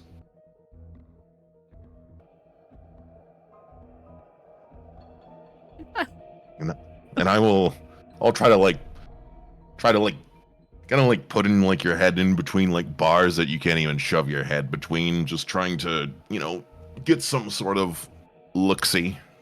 Well, I mean, the door is cracked open. Oh, is it open? Then Yeah, then yeah, cracked Yeah, open I'm on gonna its push it own. open. Yeah. Yeah. I Step guess out I in the can. hallway? Yeah. Okay. You see the blood. He's like, freedom. I'm gonna move in behind Ethereal as backup. Okay. Ovar tells Adra, there's no one in this other cell. Glyph isn't back. No. There's blood outside the cell doors. Yeah. I can smell it. Maybe we should investigate? Maybe, Mind you, incredibly hot. Like you're all sweating, and when you get closer to the outside of the cell, it's even warmer. what if it's just a trap? It's like you can hear like a little bit breathiness in her voice, like she like kind of not panicking but Is concerned. spiraling a little bit. He puts his I hand on would. your shoulder. Go ahead, Ethereal. If it's a trap, you can be my backup there, Adra. And in that sense, Just watch my back, and I'll be the first one to take whatever comes. It's not a problem. It's not my first time being smacked with some object or device of some sort. Despite the heat, like, she did not remove any of her clothes, so she's like, drenched.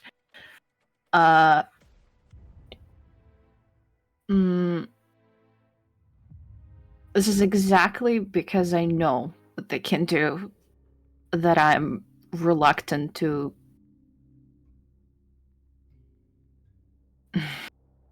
Fuck. This is just... There's a lot of us.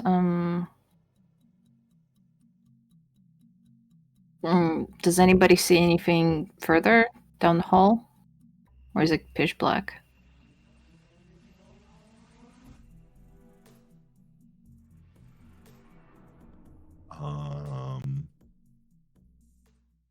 There's all this here, and there's this here. I can see that, right? Could I roll a stealth just to kind of move further out? That way, if it is quote unquote a trap, I can at least, Yes. not be percepted. Okay, fantastic, wonderful. Olvar does step up beside you, Adra. Don't worry. Got you covered. That is... She's gonna give me... stealth. And then he kind of like nudges Sylvis forward. Come on. Okay, all right. That's 19 overall.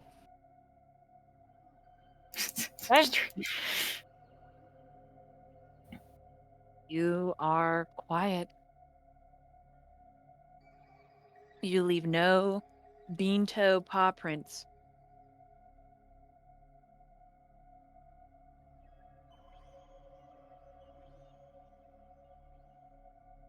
How close do you get to the puddle to examine it? Like right up on it. Like right up in there. Okay, move your token.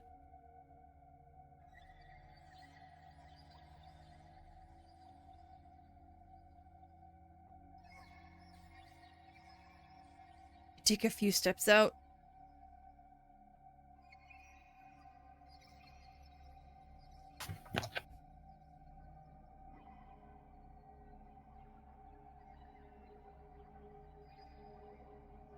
It is fresh, ethereal, recently spilt. But there is no body. There are a few drag marks here, but there's no evidence beyond that you can see around this little passageway that the body was dragged far. And I can I taste the blood Put your finger to in it. see taste like it. how fresh it is? Yeah. Oh, the bacteria. Okay, you put your finger in it. Mm-hmm. It is still warm. And then you 1 second. I need to hand sanitize. no.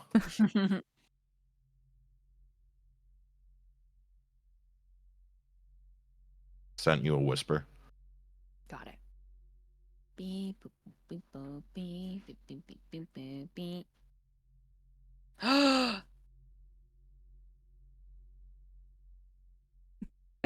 Lee gasp. Secrets. Charisma saving throw. Okay.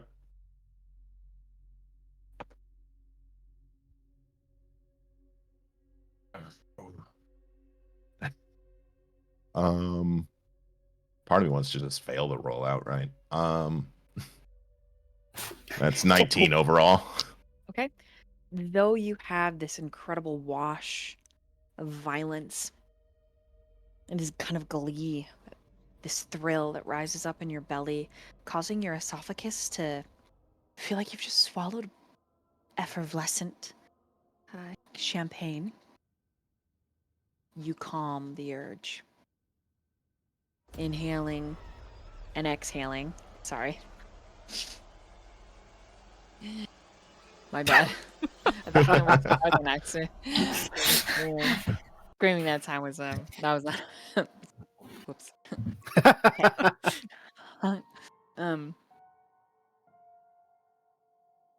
Yeah. You quell the urge. You hold it together. But it's still there, holding a torch, waiting for you to notice.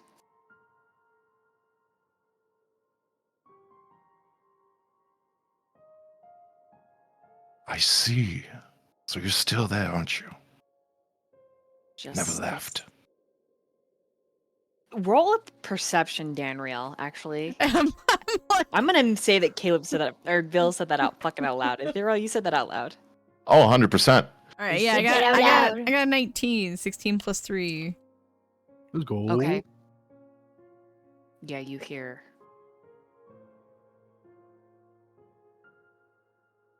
You hear it.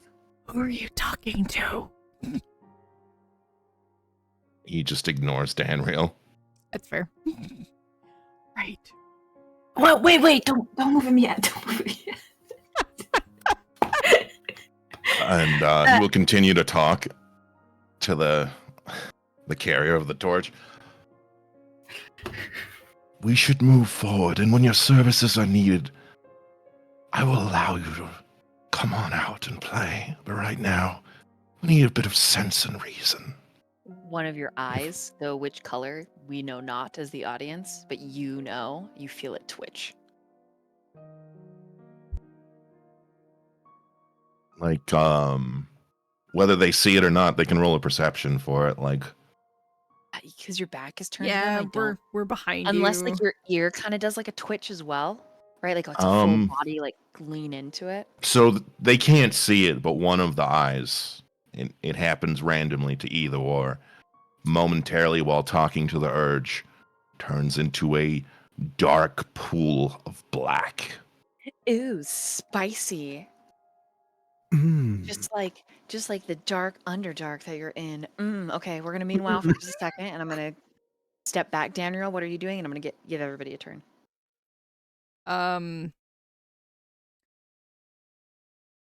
Obviously I'm watching Ethereal.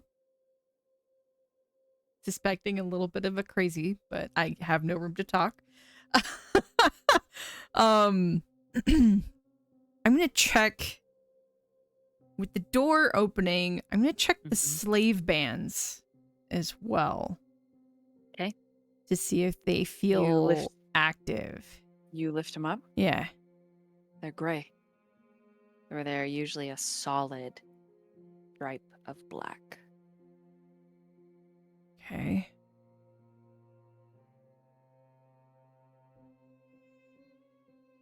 I'm gonna try and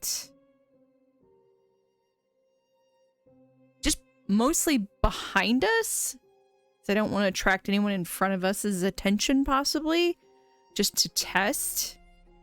Actually, not even behind us, just on the band itself. I'm gonna try and cast the light cantrip, and if it works, then I'm going to immediately extinguish it. I just want to see if it works. For just a brief moment, there's this huge flare of light. And as the light touches the blood, it begins to bubble. Oh. And then you extinguish it, but the bubbling continues. Oh. Uh-oh. Okay, and that's going to be your thing. Yep, that's my move. Olvar is going to hold his action. Adra. And then I'll go down to Sylvis. So what happens, like, she is on the edge of the cell entry, but she kind of, like, continues to spiral, and she starts clutching the center, like, kind of below her chest, like, hyperventilating a little bit, and she kind of, like, reaches forward for either, or let me see, just... So she reaches left, and that would be whatever she can grab Ulvar's. Oh, Olvar's. Olvar's. Oh, Yeah, Olvar's. yeah. Oh, Her left. he's Her not. left. Yeah. And she just kind of like stammering, if it's a trap, if they catch us, then and it's we shouldn't, like, as if being on this edge of escaping again triggered something into her, and it's like she's looking at him but she doesn't see anything, so she is like a little bit out of it. Okay.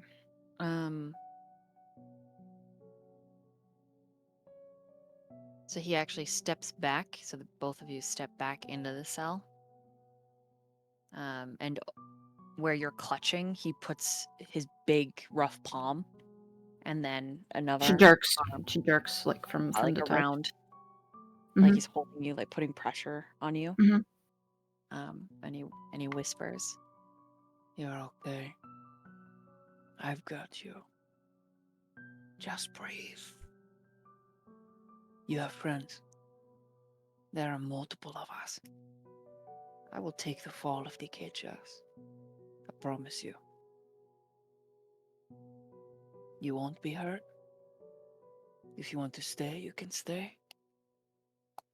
I don't think there's a way out from this pit, but it's worth looking into, and maybe we investigate, come back in, pretend the door is already locked, and we try to figure it out later.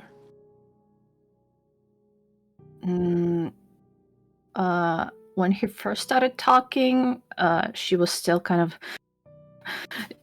deeply breathing, her eyes watering a little bit because some of his words reminded her of certain things.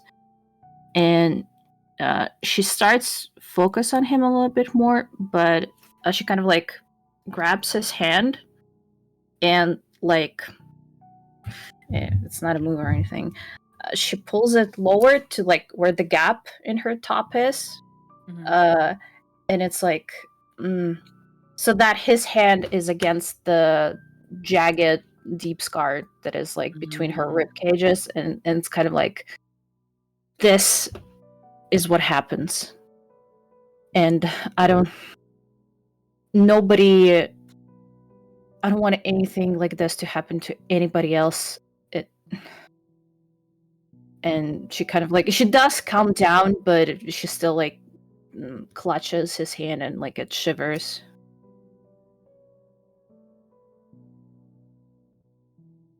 We'll be okay. I keep saying that.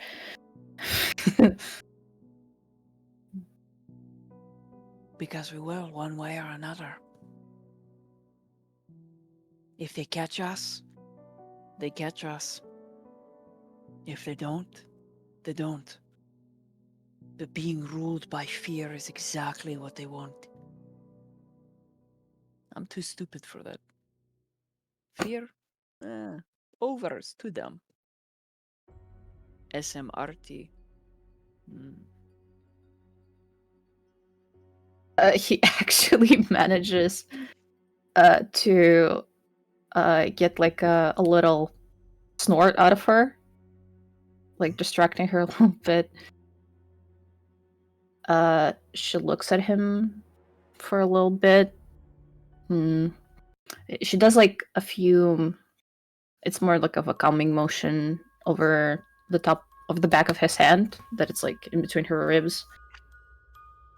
She takes a deep breath and slowly exhales and just nods, kind of like, okay. I'll be right by you. If we hear them, we smell them, which that's your job. If we smell them, we go hide. We don't get caught. Right, Silvus? That's right. Right. Yes. Right. Okay.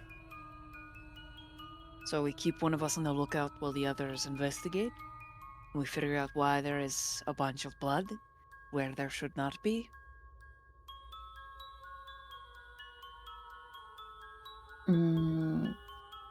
She listens to him, kind of like trying to reassure herself by what he's saying. I'll roll persuasion for him. Here we go. Okay. 12. Do I need to roll something against it, or how does it work?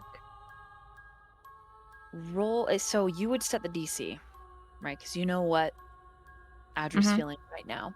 And so her response is pretty intense. It's a pretty complicated PTSD response. So a 12 might not meet the DC. It's pretty average. So a little believing, a little not believing. It's up to you if a 12 helps her completely calm down or if she's still struggling. It does not calm down her completely. There's still some tremor inside of her, like all over her body. I guess for her to move out, I guess she will use like Ulvar like an anchor to actually like step through the threshold of the cell. So she needs like an actual physical push to get out because like she cannot do it right now herself. Okay. He'll pull her along and step out of the cell.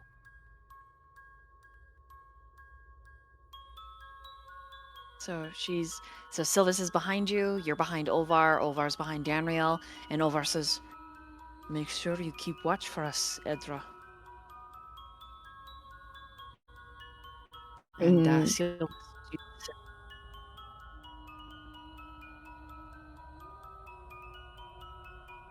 how does Adra respond?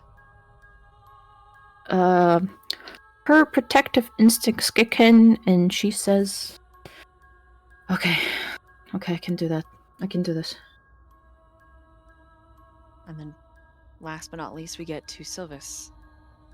Sylvis is just gonna come around over to next to Alvar and say, so it looks like things are progressing pretty quickly, and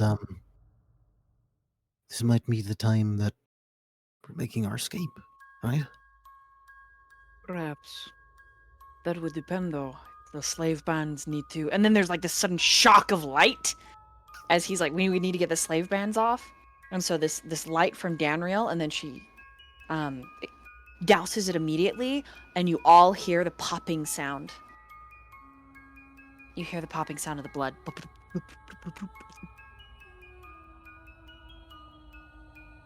She just did magic. And Ulvar, looks at his wrists. The one that's just paint is dark, but the other one is gray. Oh, fuck. That's a good sign, right?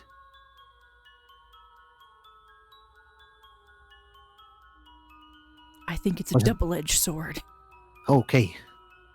Well, since we're all here today, good old buddy Dragus pulled some strings.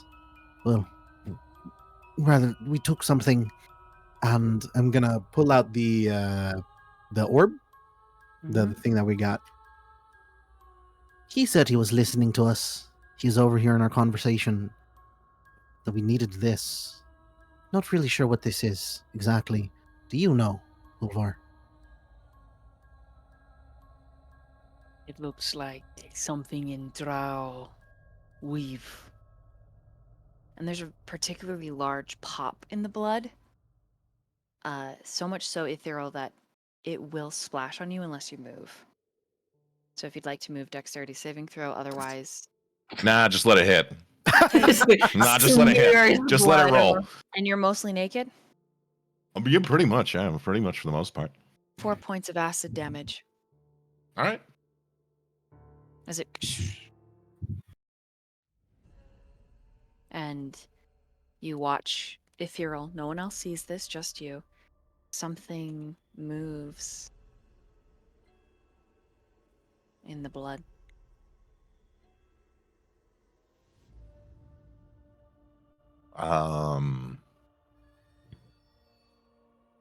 What kind of throw would it be to try to reach into the blood itself and try to pull out whatever's swimming around or moving about, what have you? If there was something to grab, it would be an armor class. Okay. And then the same time this is happening, the other 3, you get a chance to roleplay. So you can see that he's bending down. If you have a reaction, like a free action, you say, wait, hold on, you can do it now, or forever hold your peace. Hey, what's he doing in the pool of blood there? That doesn't look normal. Why would you just do that? Who would do that?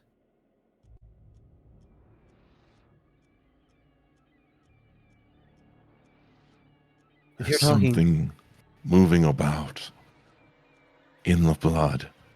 I want to know what's in there. you're just gonna go straight up grab it? What would you do? Just stand there idly and let it move about, or just do something? I would rather just take stand there. action. Bolvar says, remember, we don't have our weapons.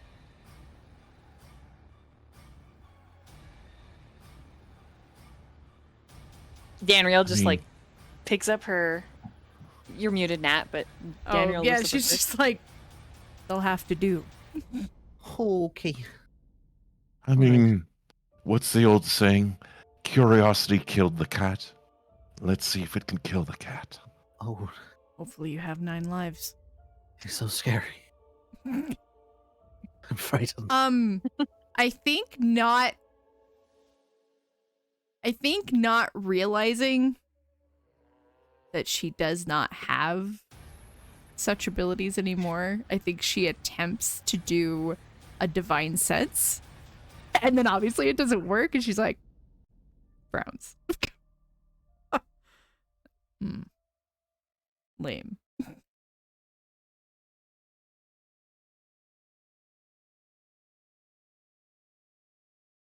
Are you ready? Yeah? Roll. What'd you get on that armor class? Oh, yeah, let me roll. Might be. Yeah, that's not going to work out, probably. Let's see. Atra's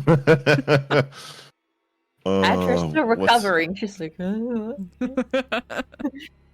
So that would be... Okay, so 16 overall. A 16 hits.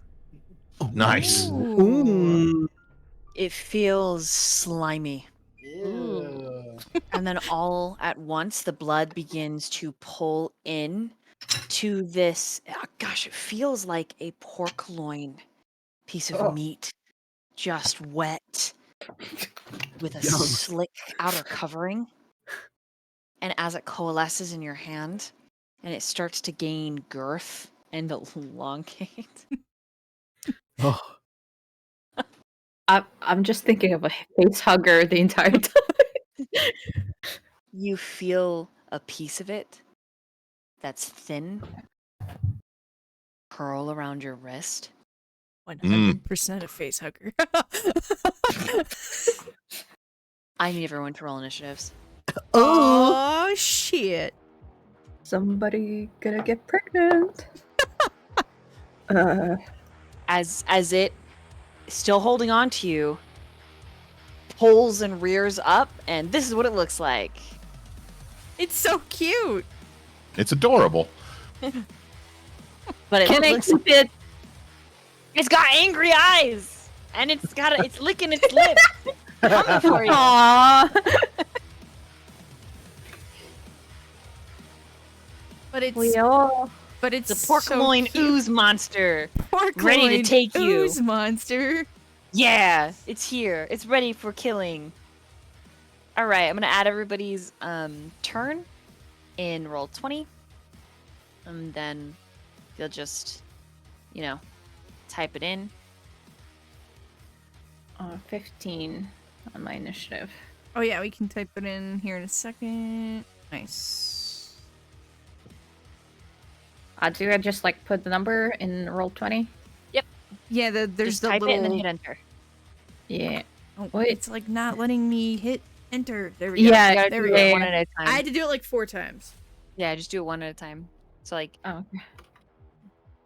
here you go. Okay, Thero. Oh no, is that actually a 2? yeah, it's natural 1, but +1. Oh wait, he has advantage. Hold on. Nice.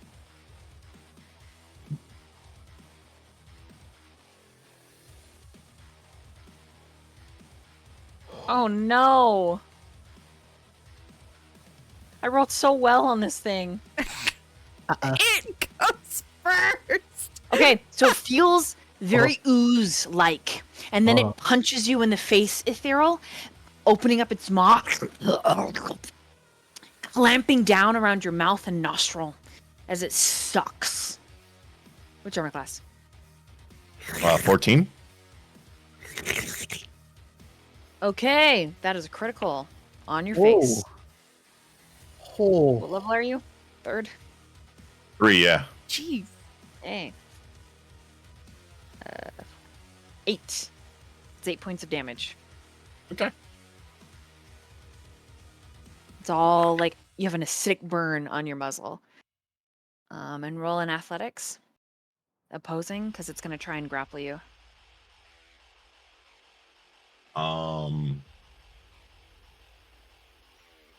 Yeah, I'm gonna use like the only inspiration I have for this because that was really bad. Oh, that's okay. Natural 20. That's way better. Yay! That was You managed to pull your muzzle back out. Danriel, it is your move.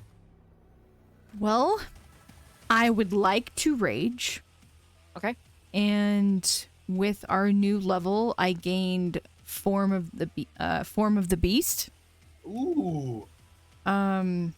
So now when she rages, she shifts a little bit. Her nails becoming claw-like.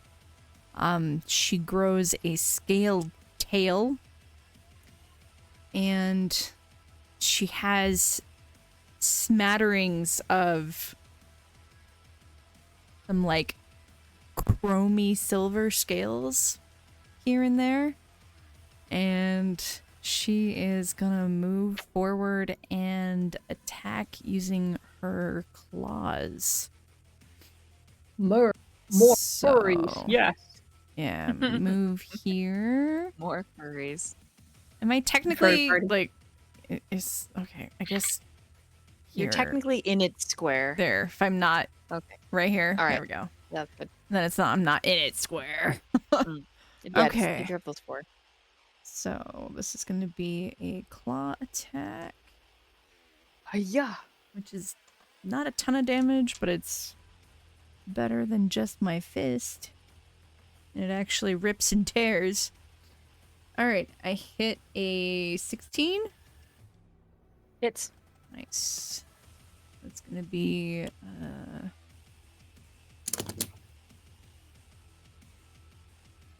D6 plus 3, so it's a 7 on the 7 damage. points damage. Yes. And that's my round. I don't have 2 attacks yet. Okay. Olvar is going to 10, 15. Move here. And he's gonna punch. Huh. Alright. He punches it and he pulls his hand back and it's just like burning. And he's like, oh fuck! That's the worst fisting I've ever given. Anyways, Adra, your turn. Well, just like a 5-foot step, but I use an action to transform into my hybrid form. But the only thing I can do is, I guess, use terrifying form against it. Will it roll a wisdom saving throw? It can, yes. So 11. Like, there's a chance he might get frightened. That is a natural 1. Ooh. He's scared And of it's the already- big wolf lady. And it's gonna be until the end of its next turn. Like, that's the duration. And that's it. That's all I can do right now. Nat, check your private chat in Dark Rain Discord. And I just Jay. gotta move it again, yeah. I have been doing it. I'm just doing something. So let me fix that. I just gotta... And then turn rise. Ethereal. Your move. You're muted. Yeah. Story of my life. So I'm gonna hit this jabroni with some cat claws. I'm gonna take swipes. You're gonna tear it up. Swipes. Tear that ass up. Tear it up. Hook it up. I take it a 9 does not hit. A 9 does not hit. Damn. Okay. You know, we tried and we did not do well there. I believe that's the only action I could take, right? Yes. Unless you have an offhand, which you could always try. You just don't add. I don't have an offhand. I don't think I have an ability to use my other hand. So no, it's just claws. All right, then you miss. Swing and a miss. Silas. Your turn, baby boy. Our sleep bands are still active. Can't use magic. They They're- are grayed. We're pretty sure you Danriel can use... cast a spell. Yeah. Okay, with that, knowing that Danriel used some magic, he's going to attempt to use Healing Word on Ethereal.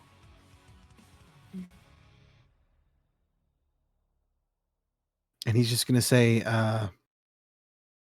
please don't die, scary cat. That's going to be 6 health. First level Healing Word.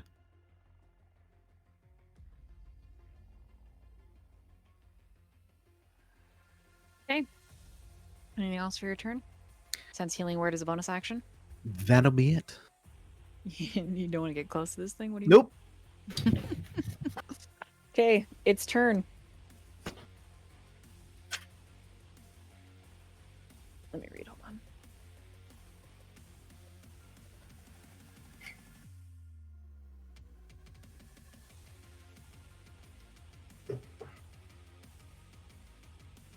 Okay, I need everyone that's within 10 feet of it to make a Constitution saving throw.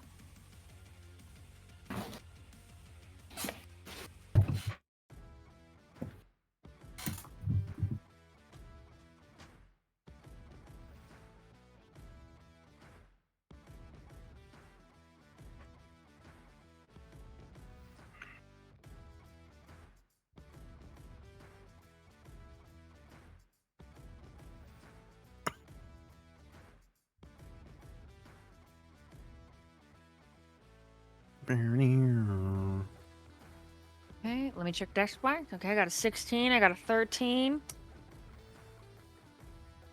Literally my best save, but I rolled so poopy. Yeah. Adra, what'd you get? Oh Oh wait, are you not within Yeah, 10 feet? yeah, that's You're- that's why I didn't. Yeah, I think I'm further away. Oh, it's just, yeah, you're further. Okay, let me roll for Ulvar. Oh, nice. Okay. So the creature in its fear detaches from Ethereal, and as it does, its faceless little bubbling pile of ooze lets out this wretched burp that's wet and hard as it disengages. And then Ulvar throws up. Just and he gains the poisoned condition.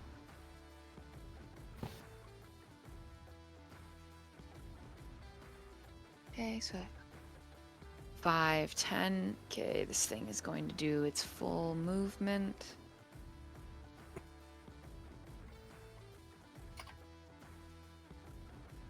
Okay, so this is a natural stone wall in front of you that I'm pinging here.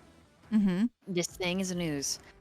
In its haste to get away, and in its movement, after using its action to disengage, it can shrink down to only an inch. And it slides into the wall. I need everybody to roll a perception check.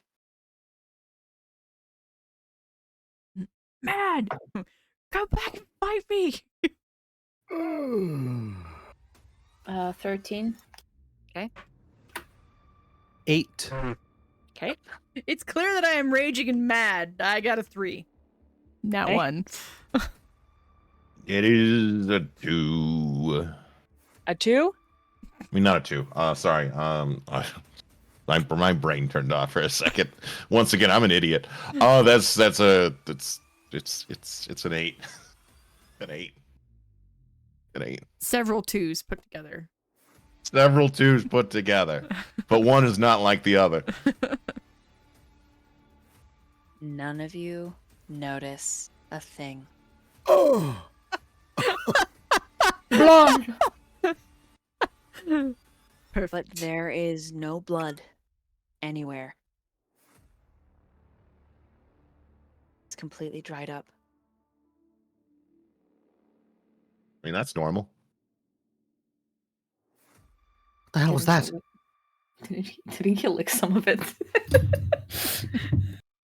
There's some inside of you now. Cut it out. I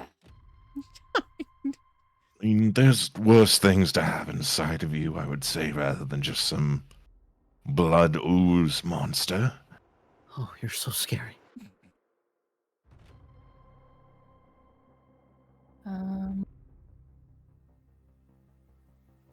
Is Ulver okay? I was reading spells, so now I see the skull. Oh, He's yeah, got he's the just, like, poison throwing up. condition. He's trying to make. He just puked. Oh, he failed again. He's just puking. Oh no. Is this... Oh, I'm so sorry. Go ahead. I don't have a restoration spell. I can only heal. He'll get a saving throw eventually. Eventually. Just gonna He's keep... puking right now. He's got disadvantage on everything. Just puke until then. Fuck. I guess I come over and rub his back or something. I'm patting his back too. Just let it all out, Ulvar. Just let it out. Just let it out. Oh god. Oh fuck. I'm Oh. holding his hair back. Let me call you. While that's happening, I think I would have in my rage, and I'm mad that my opponent left. I think I could claw up this this rock formation until my rage is spent. Okay, make a strength saving throw.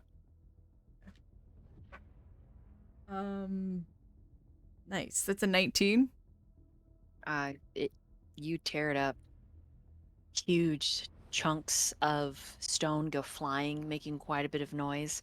Your claws bark, and there's a fine dusting of platinum silver scales up the fingers.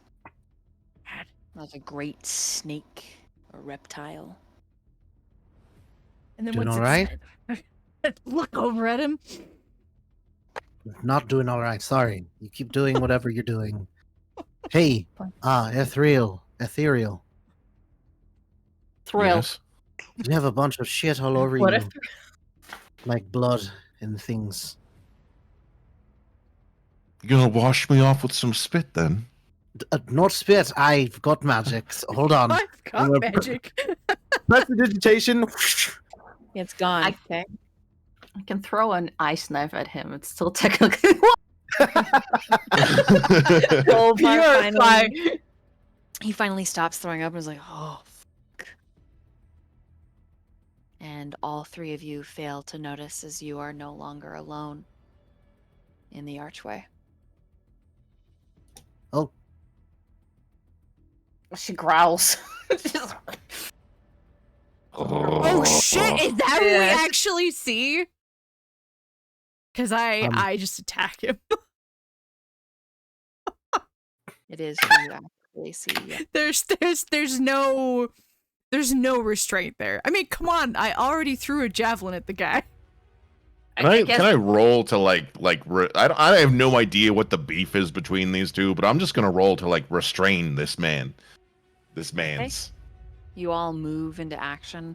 He's just completely snuck up on you. Because Danriel- because Ulver is still kind of down, right now he's the patient or whatever, so I'm like, reached out and just like growling at him. Okay. And Sylvis? He just says, "Hello." Poor Sylvis with all these violent people. When in doubt, hello. Hello. Hello. Hello there. Okay, to attack and roll to hit armor class. Uh-oh. You did hit last time. I did hit last time. Oh, hold on, my attack with my claws is different than my weapon. Am I not able to restrain Danriel? Oh, you're trying to grab Danriel. I thought you were trying Yeah. to grab him. Yeah, you can No. roll try. to hit her armor class. Sure. Just a grapple. Nothing too wild. The ACA hit was 17. Oh, okay. All right. No. So you have I don't advantage to hit Danriel because of that. Oh, okay. I'll roll another one. We'll see what I get. Okay, that's infinitely better. That's would that be like the like unarmed strike in that sense for a grapple? Mm-hmm. Yeah, so that's like 25. Okay. So it happens all at once. Danriel rushes to him, going to claw him. He grabs her wrist like she's just a kitten, using his middle finger to flick her forehead, shoving her back right into Ethereal. She bounces off Ethereal, only for Ethereal to then pull her back. And he clicks his jaw, which is a very drow maneuver for such a pale surface elf.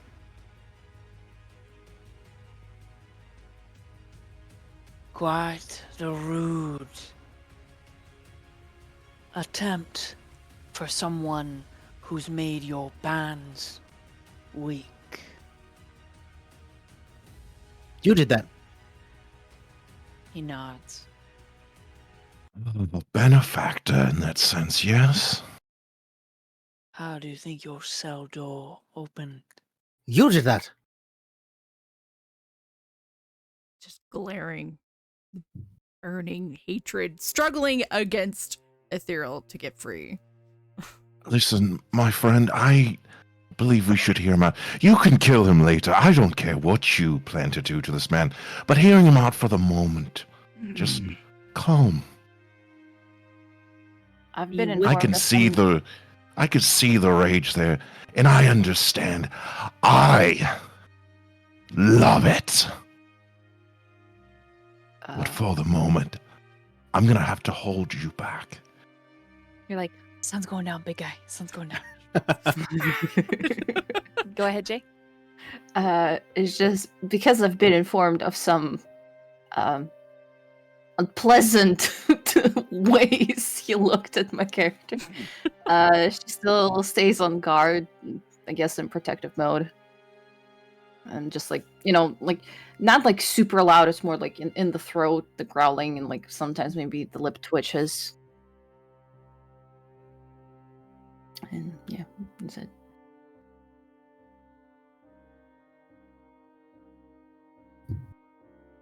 Come now. We can put aside our differences, can't we? Danriel. Why should I ever believe a word you have to say ever again? What choice do you have in this matter?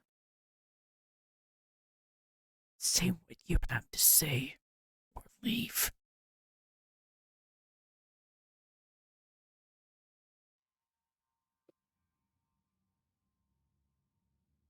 I'm impressed you left your cell after so long. And his eyes flick to Adra. And there's a heat.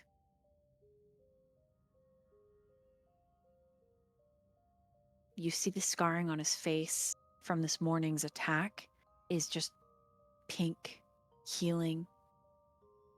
Curves up his lip, giving it a snarl, and tip of his ear is gone. But it all looks like it'll fade. Except maybe that ear piece.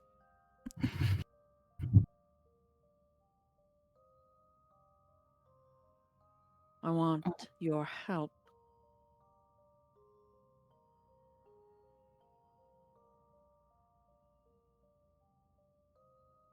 Right, okay. Help, but is the exchange of freedoms in that sense at this No. moment in time? It is not your permanent freedom. But I can get you out of your cell. Get you something hot to eat. Make the matron's eye glassy when it comes to you. And he casually steps about the room.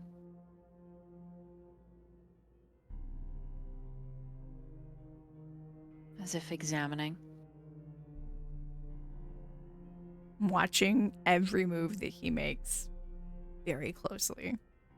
Kind of say mom and guard.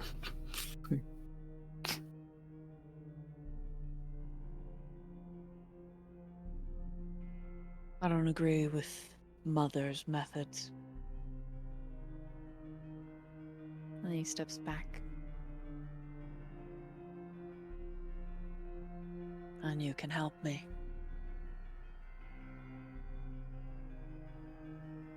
But I have to find an alternative source for her magic, which will require a journey into the wild dark. There's pawns in your master scheme here, I see. That it. The whole world is a game. Young Tabaxi. You'll soon learn. You play or you die. Isn't that right, Danriel?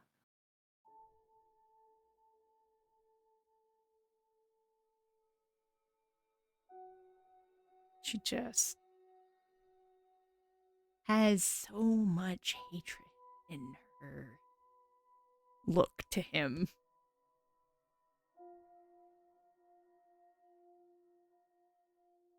What do you say?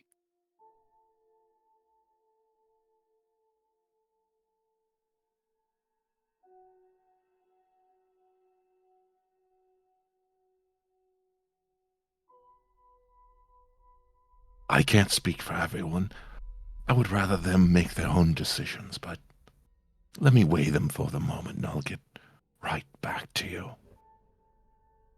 I hate playing games. I tire them. I've played so many games.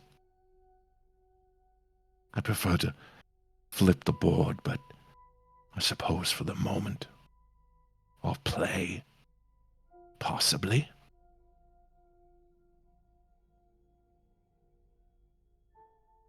You said that you need our help.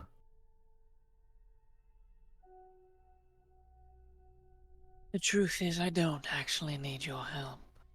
And why are you here? We're alive. Let's just say I could enjoy the company. And he looks at Danriel. Then he looks at Adra. Sylvis, Ethereal, Ulvar. I don't agree with the matron's methods. Not entirely. Make no mistake, you will be fodder. She will grind you into mill to bake her bread. But I can give you a different purpose. Like I said, a different power source in the wild dark. And you're going to help me find it.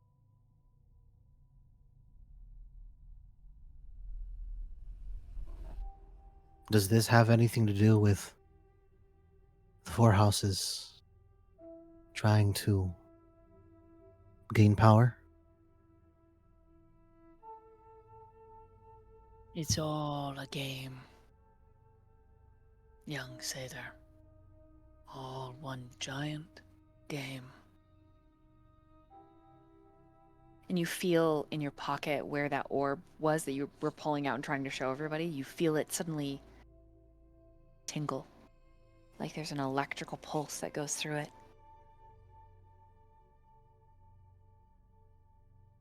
I'm gonna put my hand in my pocket and kind of like just feel it. Play with There's it. There's a surge, and as you're like spinning it around in the cloth becomes pliable, and then it falls away like silk, and you are palming a giant stone, but it feels like glass, smooth, like a gem.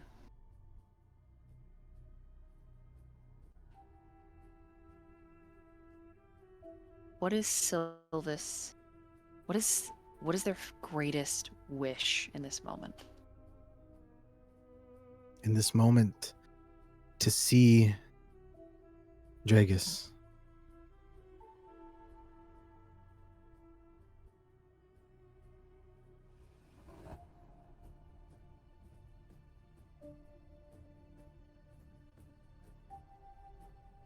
As if summoned by your very thoughts,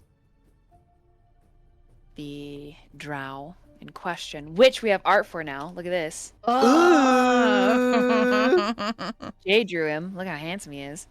The drow in question. Let me make him a token really fast. Yeah, he needs a token. Yeah, he's a token, all right. Yeah, I'd eat beans out of his bow. Yeah. Yeah, I did like one with lighter background if it would be easier to see him from distance, because I know all the colors are very dark. It's dark down here. Yeah, I can use that one. Underdark. I'm dark. Darkwing Duck. Give my computer a second. It's saving, but Yeah, it's a big boy, sorry. it's a thick. It's a Like thick him. boy. Very Like thick him. boy. That's okay though. It's good. It's great. He's beautiful. Can stream see him? Not yet? yet, because Yeah. of the way I'm capturing my roll 20, not this screen.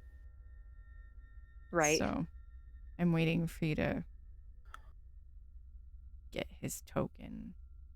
We'll do a. I we'll was do a- given precise descriptions, so it's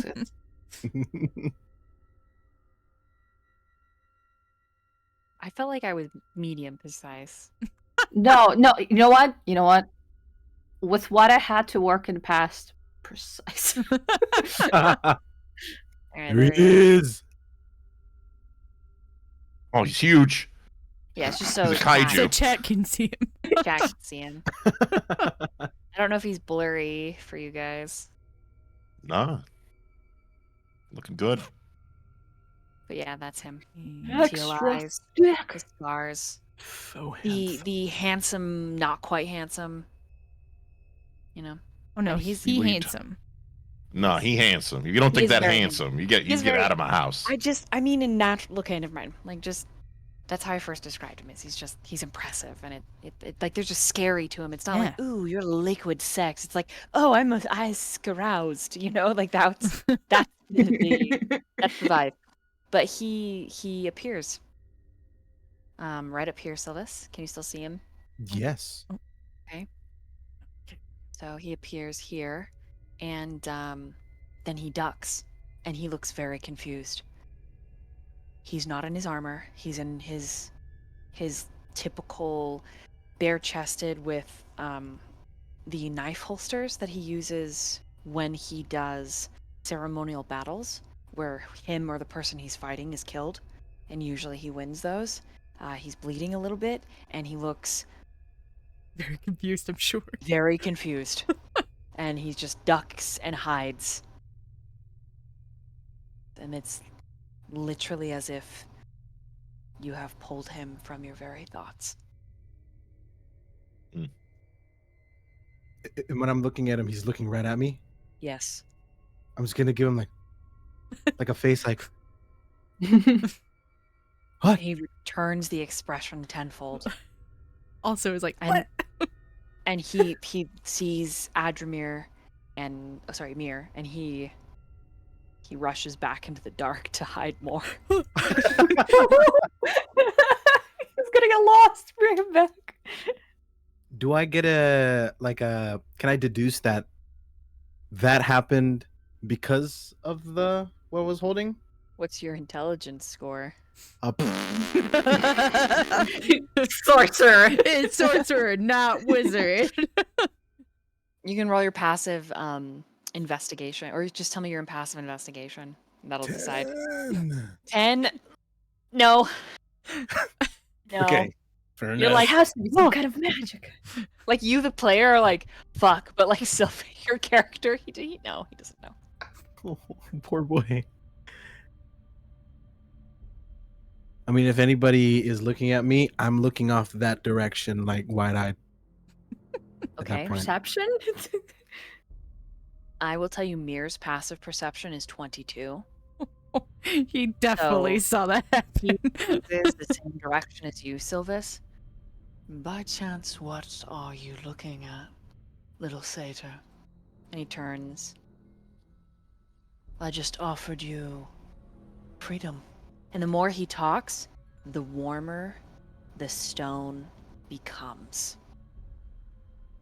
When he steps closer, it heats up exponentially, as if frenzied by his presence.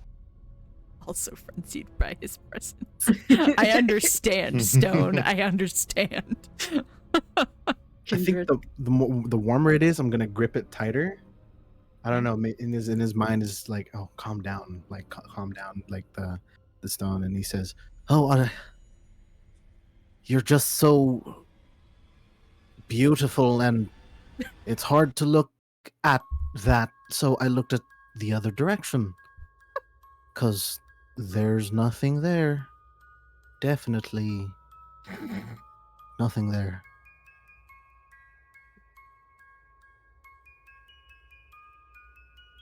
Roll a deception. All right. Come on, nat 20. Just... Yes. You called it. You got a nat 20? Yeah. Let's That's the go. only way you could have beat him. That is the only way. Are you serious? Show Yeah. me right now. Show me. Move your camera down. Move your camera. You moved it! That's the only way you beat him. You lied to me, Nathan! I'm not lying. I can roll again if you want. No, you're good. I am the wish granting machine. You get a nat 20, and you get a nat 20. I have this tiny little tray, and I tried to bring it up, but it rolled backwards. Gotcha. Okay, let me... Fuck, okay. Kenny gets a little smirk.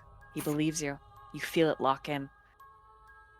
You're a curious one. And he steps back. You remind me.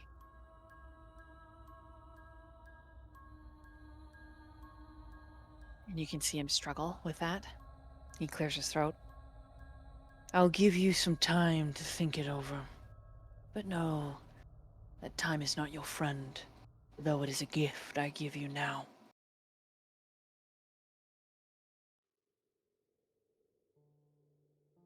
Well, then we are blessed in that sense. Indeed you are. I'll return in the hour. And he looks back up the hall again. And then one of the earrings that he's wearing, you see it kind of like flicker and light, and he tilts his head as if he hears someone speaking to him. For now, I leave you. Sorry to do this, but... He flicks his hand, and all of you end up back in your cell. Shoo! In his voice, you kind of hear it in your mind. I look forward to your answer in our next meeting. But to Adra specifically, I need you to roll a wisdom saving throw. Is he gonna send me dick pics in my mind? How did you know? It's like, okay, wisdom saving 30. Well, that's a whopping 10. What are you gonna do about that? Hey, with a 10, you're flustered by the feeling he projects into his words. Ooh. It's like twin flames intertwining and pulsing, twisting and holding and burning hotter. The sweat that you feel is suddenly combined with maybe his. It is definitely an intimate experience. You feel liquid heat pool below. Your chest becomes tight. Sir, didn't ask for permission. A little. You're not really sure what the feeling is. If you were to describe it, it would be a touch. Maybe your soul, your essence, touching his.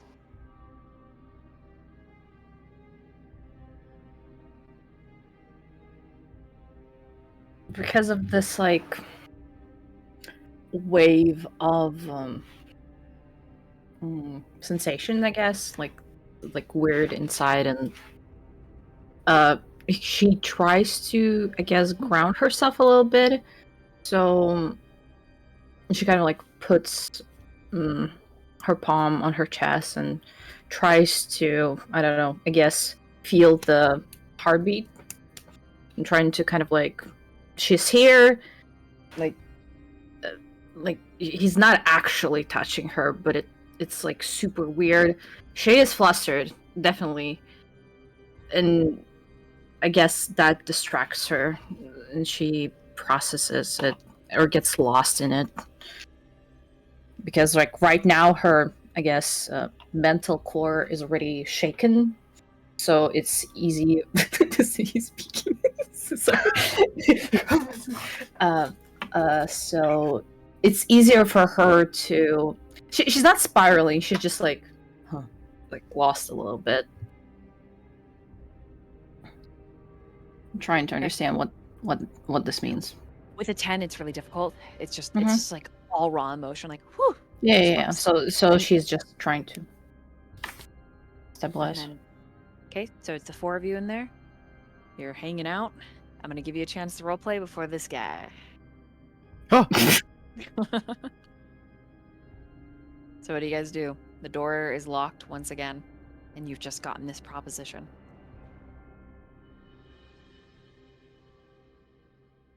are we I gonna guess take we'll it?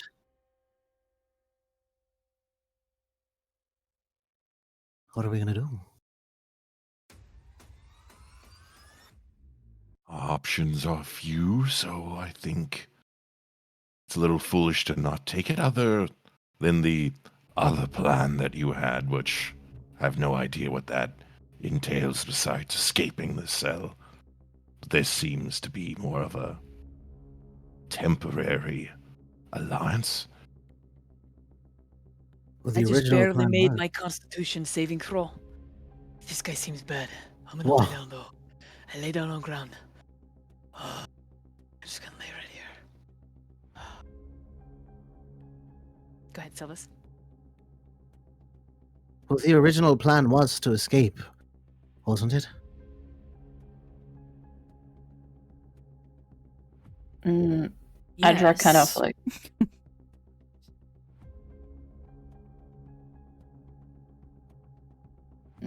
Adra kind of like slowly checks back in. Still the hand on her chest, and like to me it sounds more like we're just switching the hand that holds the leash. It does not actually get us out of here.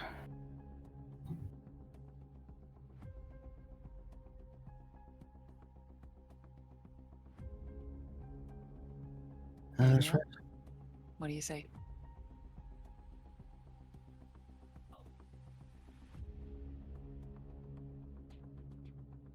She kind of sits down on the edge of the bed that she's next to.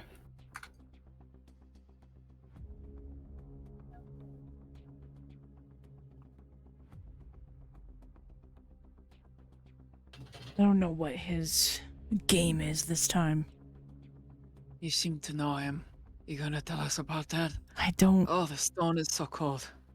It's so cold. I mean, I don't remember a lot of details, though, right? DM. Yeah, she says, I know that I know him. I know that there is an instantaneous, murderous anger when he is near me. I don't. A lot of details are still lost. I'm sorry. All I know is I don't trust a word that comes from his mouth. Oh, trust. Trust is a non-factor. Trusting is foolish. Some sort of monetary gain at some point we need. Because if we escape, or if this plan even works, whatever it is, or whatever you concocted, fine, great, wonderful. And yes, we would essentially be swapping the hand that holds our leash, as Adra put it. But it wouldn't be bad to entertain, or get some warm food, or some sort of better amenities than all the other slaves now. Since that's what we essentially are. And as I far mean, as the other I'm option. Oh, sorry, I didn't mean to interrupt you. Go ahead. No, proceed. Well, I was just. The plan was to rail some drow and burn these things off in their bed chambers. They have a really hot flame. And they. Anyways. I don't know. I did not roll high enough on an insight. I was throwing up.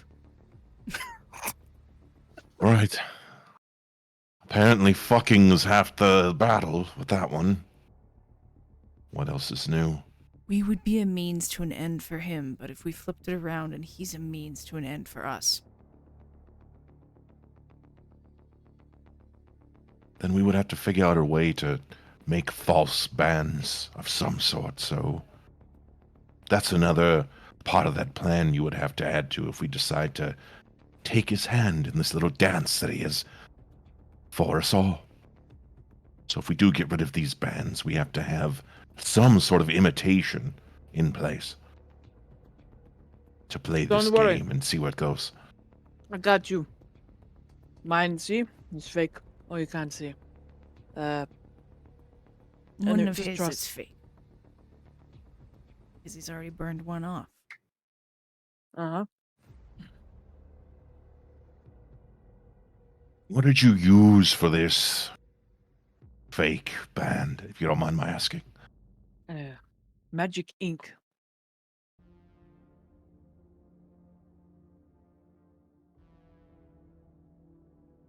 Hmm, Just I ink could from my... potentially... it's... I would pull it out for you right now, but I'm a tired boy. I need to sleep. I'm pretty sure if you were in the mood, you'd pull it out any time of the day.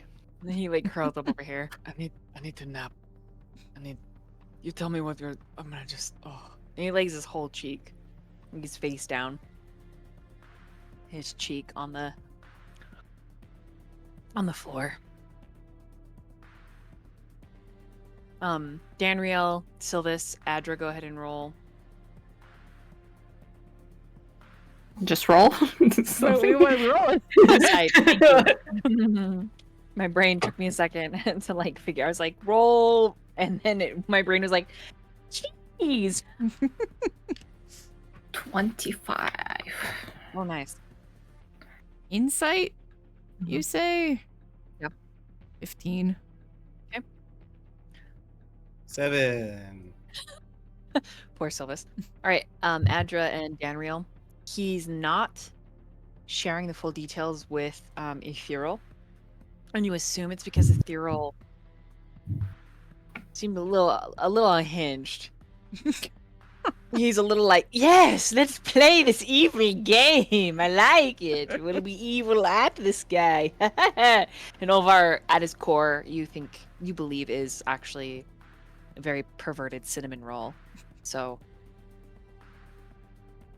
he just Right. doesn't really. There's not a lot of trust there. He's like, that guy's. He's just like 2 squeezes shy of an empty toothpaste.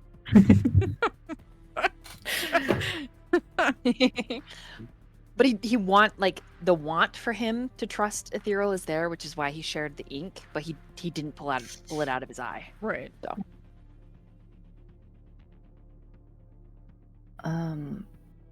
Adra exhales and just kind of I can't believe I'm actually saying this, but what's the worst that can happen? We actually die, or we come back after, I don't know, if we survive whatever he needs from us. I think death at this point would be a blessing versus what could happen to us or what possibly has already happened to us. So if he can grant that, the sweet release. I prefer not. I don't want to die. I too prefer preservation. In a jar. So maybe if we could just escape, right? Or like try to escape. I guess it's more chances while we're out than in. I look at my bands. Are they back being opaque? yes, Mhm. yeah. And I suppose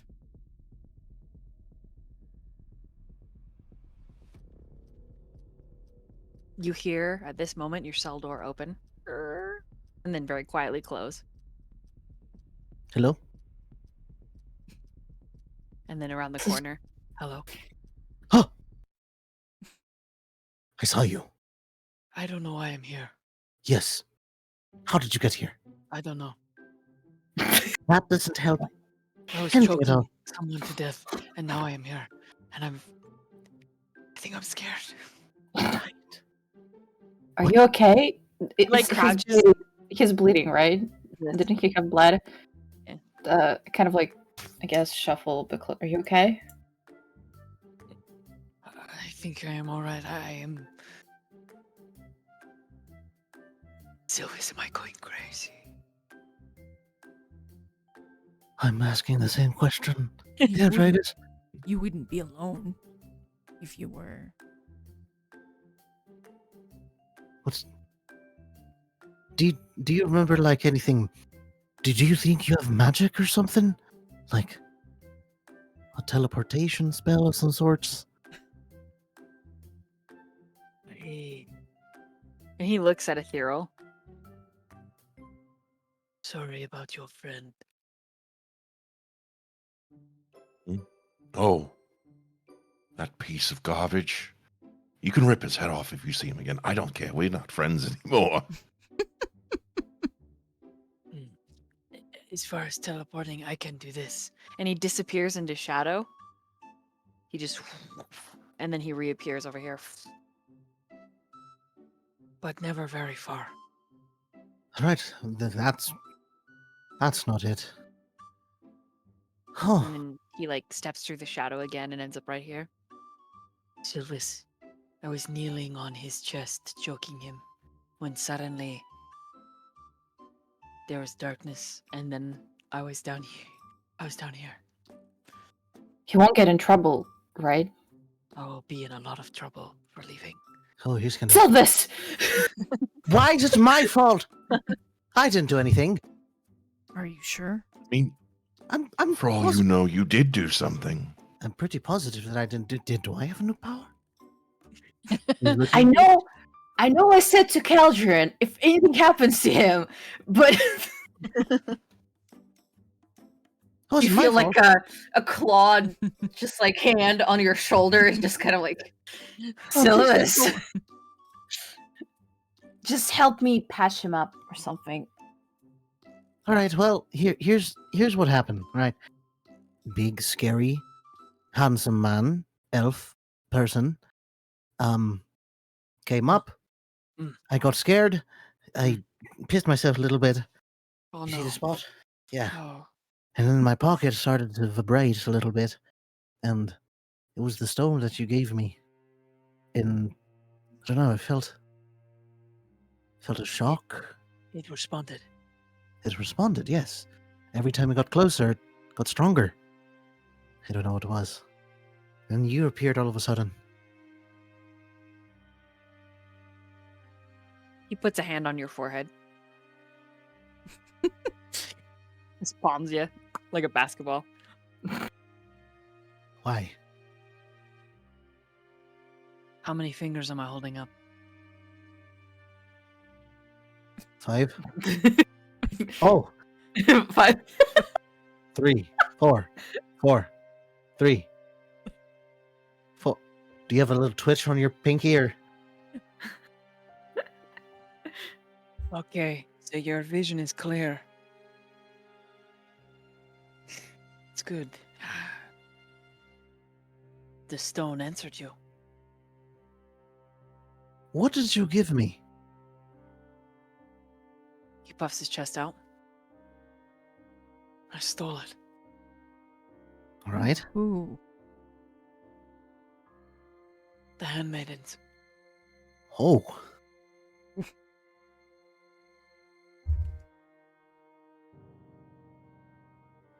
I am not afraid of death, Sylvis is. which is why you have it.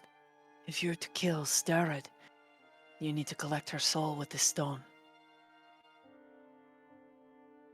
She has the keys to your slave bands.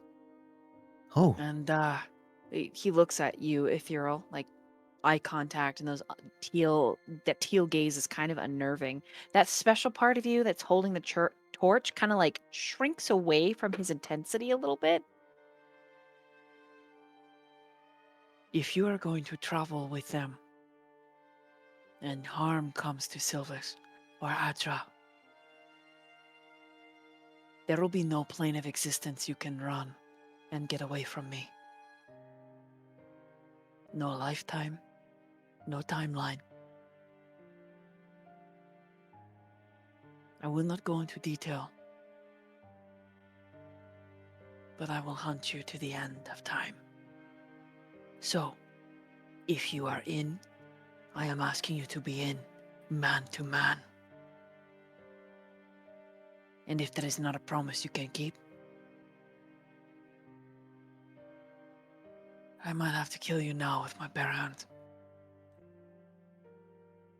So honest. I don't want to, though. I think you are very handsome, and your ears make me want to pet you, but I feel that would be disrespectful. It is culturally, yes. But personally, no.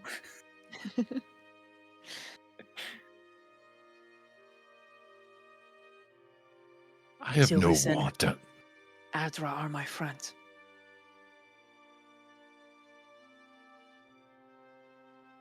I have no want to hurt anyone here. I have no need to. But I'll do anything in my power to keep them alive. But if they get themselves killed, that's quite frankly on them, not me. So, Roll persuasion. no.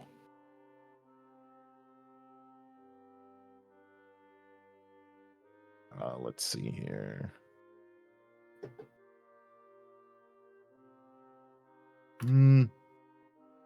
15.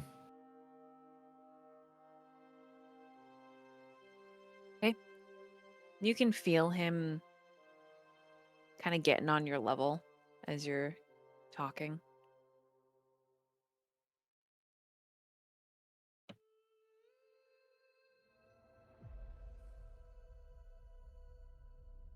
Okay.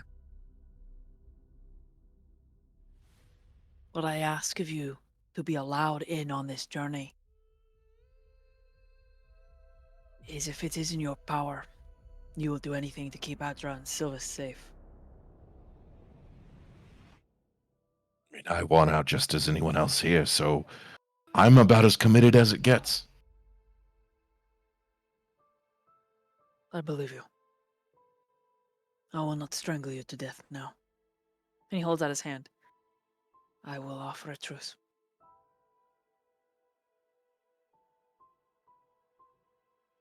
Do a little pinky. Dude, that's a pinky promise. The sacred. Oh, one. the sacred. Oh, Do a this sacred is- pinky promise. He like looks at his hand. And he closes all of them really slow except for his pinky. And he looks at Ethereal. This is the most powerful magic in the realm of existence. Can I We are insight him to swearing. see if he sincerely believes Oh, this? He 100% yes. 100% You don't need the believes insight. this. You're like, oh my god. She's How totally is this- serious. This is old school paladin oath level. Like we're talking second edition, and that shit was hard. I will make this sacred vow with you.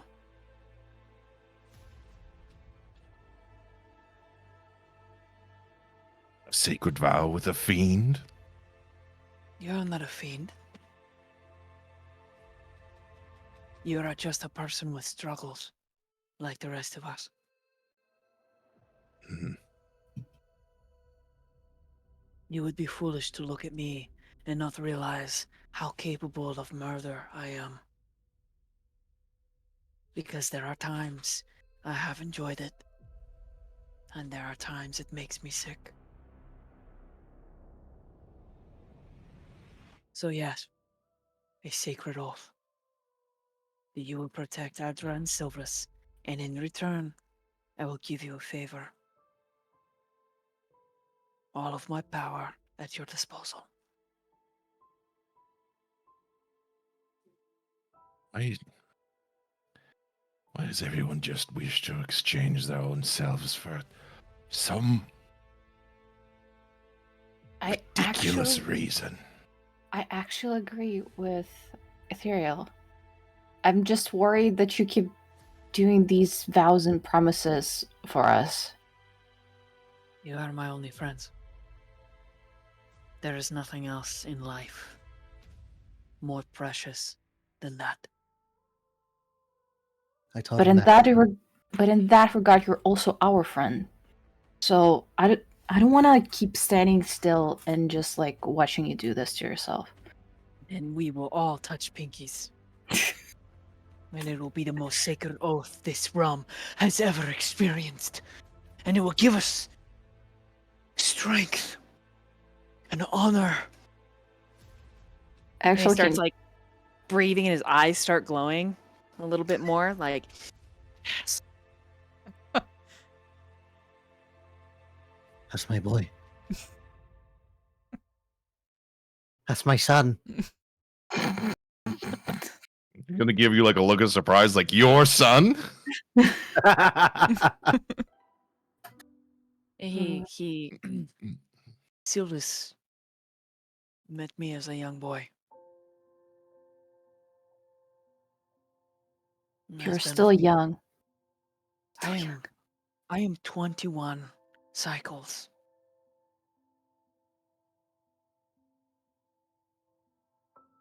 My people have considered me a man for 8 years. For 8 cycles.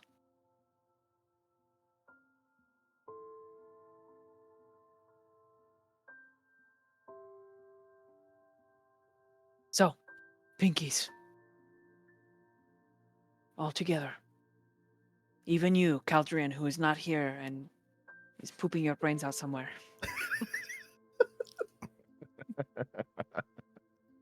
I Just only until want we are out of the Underdark. I only want to do this if the whole protection and survival includes you. Because I'm not sure I want this whole freedom at such a high price. He thinks on it for a moment. And he looks around the room at all of your faces.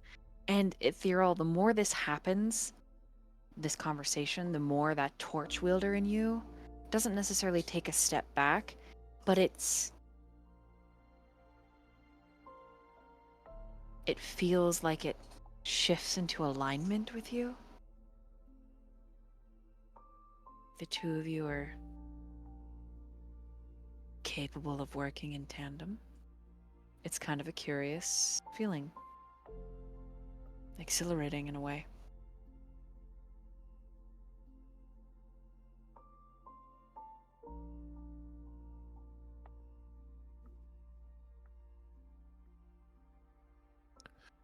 About time. Fine. Till we get out of the Underdark, I'll do what I can to protect anyone I can. Especially Sylvis and Adra, since that seems to be your charge. Okay. But I think will he's gonna not do it. self-sacrifice myself for anyone. I wanted to ask you too. Okay. Sylvis, I'm gonna tell them. Go for it. I'm going to do what you say to do and be brave. I'm trusting. That's what I'm doing. It's a very strange concept. Adra, it is not me that I care about. My daughter. I want her to go with you. She is 7 cycles years old. She is my pride and my joy. She is everything to me. I would be lost without her. She is hidden outside of the city.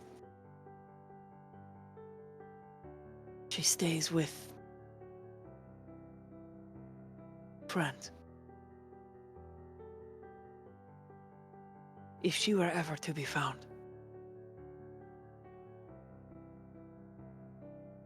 she is too old to enter the priestess training. They would have no use for her.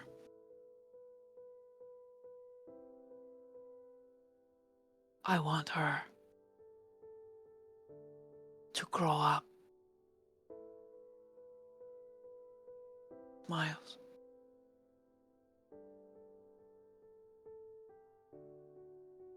I want her to see what is called a flower, because none of those grow here. And waterfalls that the sun touches. Sylvis has shown me in pictures. I want her to go with you. In my place. Because she is me.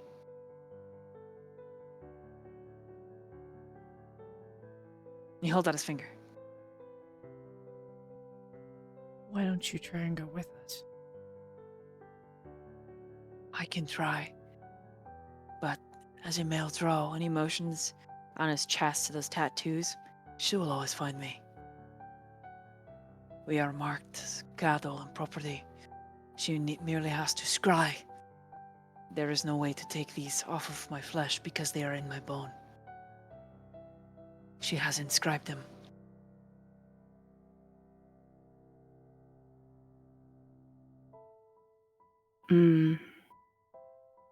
Can go with you, but it is probably not wise. But if we can find the grove, they can provide a protection. Maybe. At least, please, like, try to. I want you to. I'm just kind of trying to say. I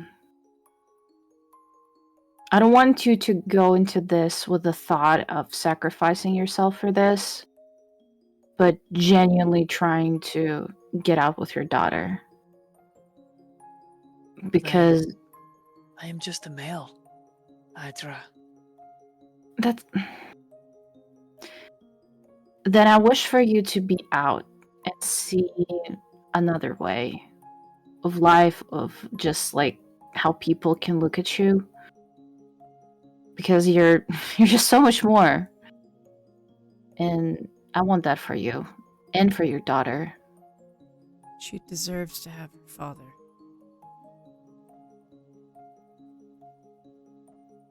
Not every child gets to go with their parents. But But we seeing at least them need to separated try. is always rather tragic, I suppose. Oof. I'm gonna have people roll an insight on that. Roll insight on ethereal.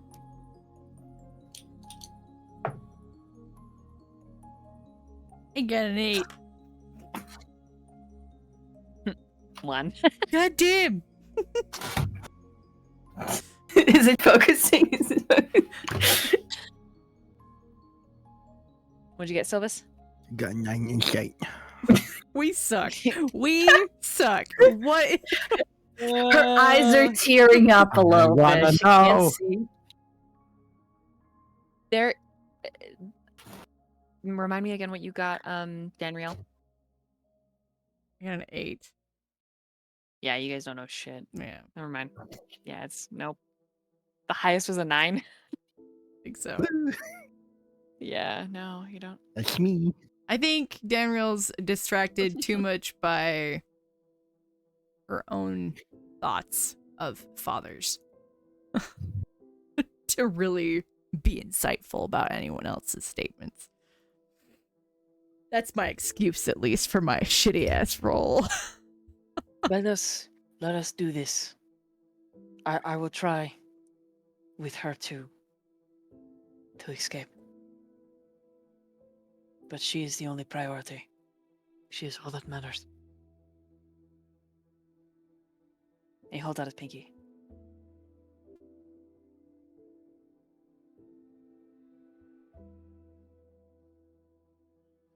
Ethereal will hold out his pinky. Adra, Silvis, please. Mhm. She reaches out, but not the entire way at first. Then I will promise that both of you are going to be my priority, and you cannot take away that from me. And then she kind of like goes in for the. Silvis.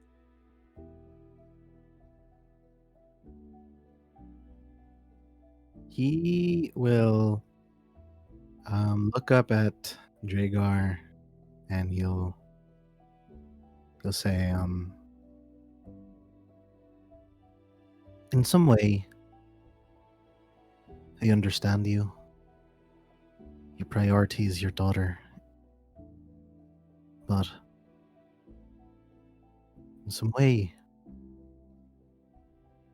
you're like my son. So I will do everything I can to make sure you make it out too. But I'll respect your wishes. And then he'll tiny little pinky joins the fold. Okay. Olvar, like, squeegees over. Yeah, he just reaches up and puts his pinky in. Still not feeling well after the ooze, which is a little odd.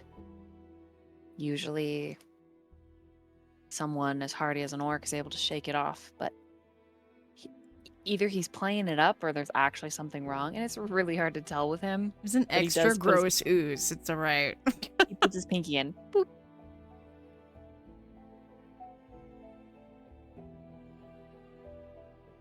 Danriel put hers in and Hey. say, I'm with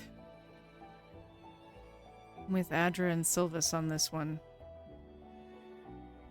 I would like to see you be able to be with her. Because I know I wouldn't be the woman I am without having my fathers in my life. If I can, I will. And then he recites, "This is a sacred oath." And he smiles and He says, I feel hope. I don't know how we're going to do this, but you can use that stone to put an end to Sterret. And when she is gone, you'll have the keys, and I will help you fight your way out. We'll kill everyone in our way, Kill everyone. and we'll Yeah. get out. and it will be amazing, and it will be great, and we'll be free, and everyone will know our names. And he's getting a little louder. And then you hear a clapping sound. Wait, we haven't finished her. Oh, fuck. Oh. I was wondering where you were, Dragus. Can we just kill her now? No, we're not at enough level. All of you are thrown back into the corners of the cell, held in frigid restraints. And then Dragus is put in the middle of the floor, and Starrid steps in. Oh, Behind good. her, other Shit. females and male drows. What was this about killing, Dragus? I think our mother's going to want to hear all about this, won't she? Not that it's going to do anything, but I'm 100% struggling against my restraints. Okay. His tattoos pulse, and he starts to turn blue and like ashy, and he's not breathing. And then this wicked looking score she pulls off of her belt, and she hits him across the face with it. And all those little scars that he's got, you can see where they come from, as the cat o' nine tails, covered in bones and bits of glass, stone, strike and cut him. And with you watching, she beats him until he's unconscious, and then she has the other drow drag him out, leaving a trail of his blood. And she looks at Sylvis. You are lucky you're a teacher. Wait till Mother hears about this. I think all of you just might meet final death in the worst and best way. And we're gonna end there for tonight. God damn. Shit! Damn. I think we're going to have to take Buttface's deal in order to... Fuck. Fuck!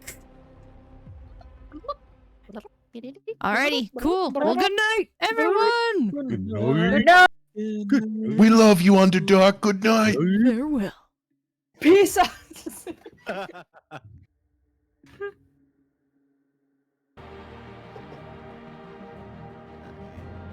Can I hear us still?